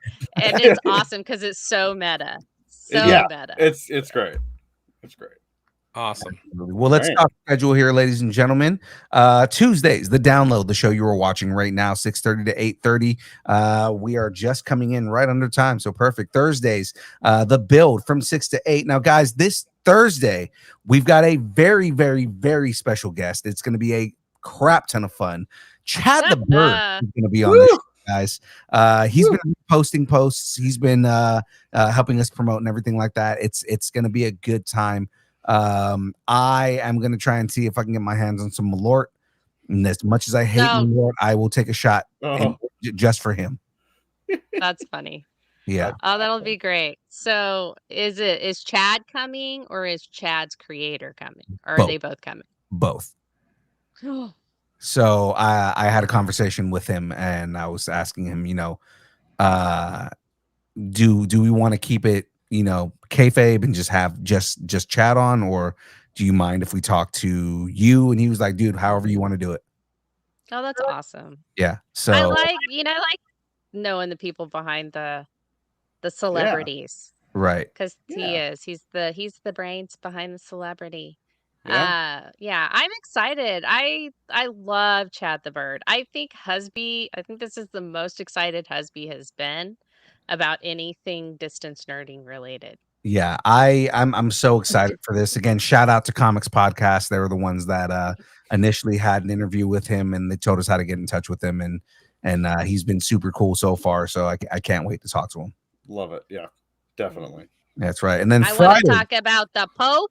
I want to talk about font. I want to talk Chicago. I want to talk about Dave Matthews Band and 800. I want to talk about the Dave Matthews Band. I want to talk about hope. Okay, go ahead. Yes, there's so many good jokes. I want to ask him if he can do a stand up for us. So stand up if you or raise your hand if you've done XYZ. Have you seen? Oh yeah. That's great. Yeah. Yeah. And of course, Fridays, the buzzer from 6 to 8. This Friday, we will be doing Jackbox games. We've been pushing it off a little bit, but we will be doing the naughty version of Jackbox games. So be in for be in for some weird stuff. That's right, you do. Yeah. No. Okay, you know what? We don't have time for this. I need you both to be adults. Well, so stop flirting. So real quick, the buzzer is a great way for everybody to be part of the show. You don't just have to be in the chat. You can be part of the show. Jump on. Like Sack Deadpool, I know jumps on the show all the time when it comes to the buzzer. So yeah, jump in, guys. The buzzer is meant for you guys. Yeah, Sandra's been on before. We've had tons of people. We've had people that we've interviewed have been on. It's just fun. Like Dodd comes on and has a bunch of fun. Dodd comes on. Dodd's great. Yeah, Dodd from Screen Crush. JR comes on. JR comes on. Trying to get Matt Aguilar. Matt Aguilar's not happening anytime soon. Again, shout out to Matt Aguilar. He just had a kid, so or I guess he didn't have a kid, but he's He's a new dad. He's a new dad. Shout out to Matt Aguilar and Grayson Aguilar, which I love that he named his son Grayson. That's amazing. So with that being said, ladies and gentlemen, it is now time to talk about pluggables. So Shadu, give us all the pluggables. All right. So I am S2 Studios on YouTube and on Instagram. I mostly talk about lore and world building, which includes Elder Scrolls content, TTRPG videos, the lore of my own fantasy world, classified, journals of the ancestors, the occasional film or documentary, and so much more nerdy stuff. I also managed to do music, which contains my own original music you can use for listening, scoring, or to set the mood for a long, passionate night of D&D. Yeah. All I ask is that you credit me. A long, I am also passionate night. I'm also the distant third of the sphere. I run the download on Tuesdays, the build on Thursdays, the buzzer on Fridays, and I am allegedly on Kyber K Productions. Okay, allegedly. Allegedly. Jen, anything to add? Well, he forgot the Frey Girl stuff. So Well, I'm kind of there's no. I said Joe's class. I said Joe's the ancestors. I said all our right. stuff. Okay. Well, then I'm happy if you're happy. No. I'm also on her channel. We do Joel's the ancestry, Joel's classes. There. You guys have been fighting all night, like low key, fighting behind the scenes the whole time. I've been waiting all night for Mom to just walk in the room and slap that shit out of him. You know, No, you know what, Frey? I'm not upset with him at all. I'm Frey, honestly. Frey, you look great. The jacket with the headphones is great. It really is a good outfit that you have. Thank you. See, I can be nice. I know you can be nice. I love the ass-kissing compliments at the end, just like, he's a. Oh, Mom, you look like magic. I gotta go.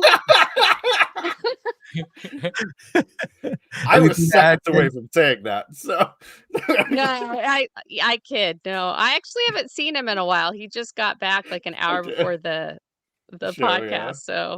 So And we'll have a treating you big like old, this? hug and He called Re-sync. you grandma. Oh, God. I called me grandma. He just went with the bit. I did. Yeah, that's you got to do that. Yeah. All right. Well, Anyway, James, you got anything to add? Just that Sack Deadpool says your creepy doll looks nice, Mom. No, you can find me in the streets because my house was flooded. So I'll just be in the streets running around with chickens. he is. Shout out to the sidewalk for keeping him off the streets. He's of Yeah, course exactly. James in the streets and John Mez in the sheets. There you go. There you go. His sheets are currently in the streets because Yes, his house the is sheets are flooded. currently in the streets. They're still soaked. So Yeah, they're still wet. It's Yeah. gross. Well, ladies and gentlemen, if you would like to support us, the best way to do that is to head over to distancecertain.com. Head up to the top of the page, hit that big blue button that says buy us a taco. That's right, ladies and gentlemen, you can buy us a taco. Join the taco party. That's right. Join the taco party. It is the best way to support Distance Nerding. Makes it so we can do more shows, more events. We can get better prizes. Because guys, we just want to give things away. Now, of course, with that being said, ladies and gentlemen, the other way that you can support us, because we are on the road to 500. We are trying to get to 500 subscribers on YouTube. Go back. There we go. We're trying to get to 500 subscribers on YouTube. We're so close, ladies and gentlemen. We are at 482 right now. Oh my gosh, we are so close. Yeah, we are 18 subscribers away. So tell your friends. Tell your friends. Tell your secondary accounts. Yeah. Yes. Go sign up. Tell your your family. Tell your lovers. Tell the people you hate. Tell the people you love. Yeah. Don't even tell them. Just tell grab your workers. phone. No, just Tell the people you hate. Frenemies. Someone you haven't talked to in we get 20 years. we Just get send them a link. We get a lot of hate views now, so I mean that's fine. Yeah. You know, Just, again. Yeah, let's do subscribe that. if you want to hate on us. That's okay. We're Any- fine with that. Any of you local representatives or congressmen, send them a link. Jesus. Well. Oh my God. Guys, hit the share button. Get your friends to subscribe to the show. If you get somebody to subscribe, I've got some other prizes that I'm going to be giving away. I'm going to be giving away more some movies pretty soon and everything like that. Again, we gave away movie tickets. Of course, it only got us 2 follows, but I'll take it. And those 2 follows, they're getting movie tickets, and I'm gotta start somewhere. Yeah. Exactly. So guys, tell your friends about us. Once we hit 500 subscribers, I'm giving away a bunch of Lego kits. I've already got 3. I'm going to be getting a couple more. So it's just to give away because, guys, I want to give you guys stuff. I want to give you guys stuff. Yeah. But in order to get that stuff, you guys got to help me get us to 500, and we've got you. There you go. You're not afraid. Forward, yeah. Like Deadpool had a really good idea right there. Steal your friend's device and subscribe steal, to commit larceny. And subscribe to Distance Nerding. Exactly. It's worth it. Go to the Apple Store and go to every phone that has YouTube on it and subscribe to each one. Go and subscribe to Distance Nerding, yeah. There you go. And your parents that don't know how to use their phones. Yes, have them take their phones. Subscribe them too. Yeah, there you go. Yeah. Shout out to Fabian Ortega. We're problem solvers here. Shout out to Fabian Ortega who just followed us right now. So there we go. Oh, Fabian. Thanks, Fabian. It's already working. It's already working. The game is afoot. Or whoever stole Fabian's phone and subscribed. Yeah, exactly. Again, there you go. Please give it back to Fabian now. But also thank you. That's right. Just make sure that you are not committing actual felonies. Yes. We're not saying drug people and take their phones and subscribe to Distance Nerding on YouTube. We're not saying that we're not held responsible for any of this. But we are never said that. Phone. Let's go. All right. Have something you want to discuss. Tell us what you're nerding out on and connect with us on all the social media places, Instagram, Facebook, Twitter. I don't know why we're still there, but we'll be there until, we decide to get rid of it. Twitch, TikTok, Threads, YouTube, Discord, Blue Sky, MySpace, Vine, GeoCities, Friendster, Second Life, AIM, Farmers Only, Christian Mingle, OnlyFans. It's only pictures of Aaron Watson's feet and handles the beard. Jamez's glasses sitting on the table, judging you because you haven't subscribed on YouTube yet. What are you waiting for? Go subscribe on YouTube. Now's a good time to do it. And then, of course, everything she will do for money, which there's not very much that he won't do for money. So give him $1. He'll do something strange for a piece of change. So there we go. Ladies and gentlemen, if you would like us to break up with your boyfriend, girlfriend, significant other, pet, schoolyard bully, annoying neighbor, or just tell us how much you enjoy us, hate us, or wish the internet would consume us completely and spit us out at the feet of every single character that has not been confirmed in Spider-Man. Yes. Yeah. I mean, that's I have not been confirmed in Spider-Man. Yeah. I mean, we've had a lot of actors that are in, but we don't know what characters they're playing. Right. I mean, all that whole thing right there. You can send us an email at distancenerding@aol.com, and we will read it live on air. So, guys, do that thing. And, of course, that is it from us. Hey, Fabian's in the chat now. Thank you to Fabian, and go get your twin brother Fabio to sign up as well. Yeah, so we love Fabio to sign up. I think did we say Fabio, or I thought we said Fabian? No, Sack Deadpool said you're awesome, Fabio. Yeah, you said you're awesome, Fabio. I put it on the screen, and then I was like, okay. That just means you had great hair. You have great hair. I can't believe it's not butter. That's right. Fabio was in there. I can't believe it's not butter. Oh man. There it is. There we go. Right, everybody.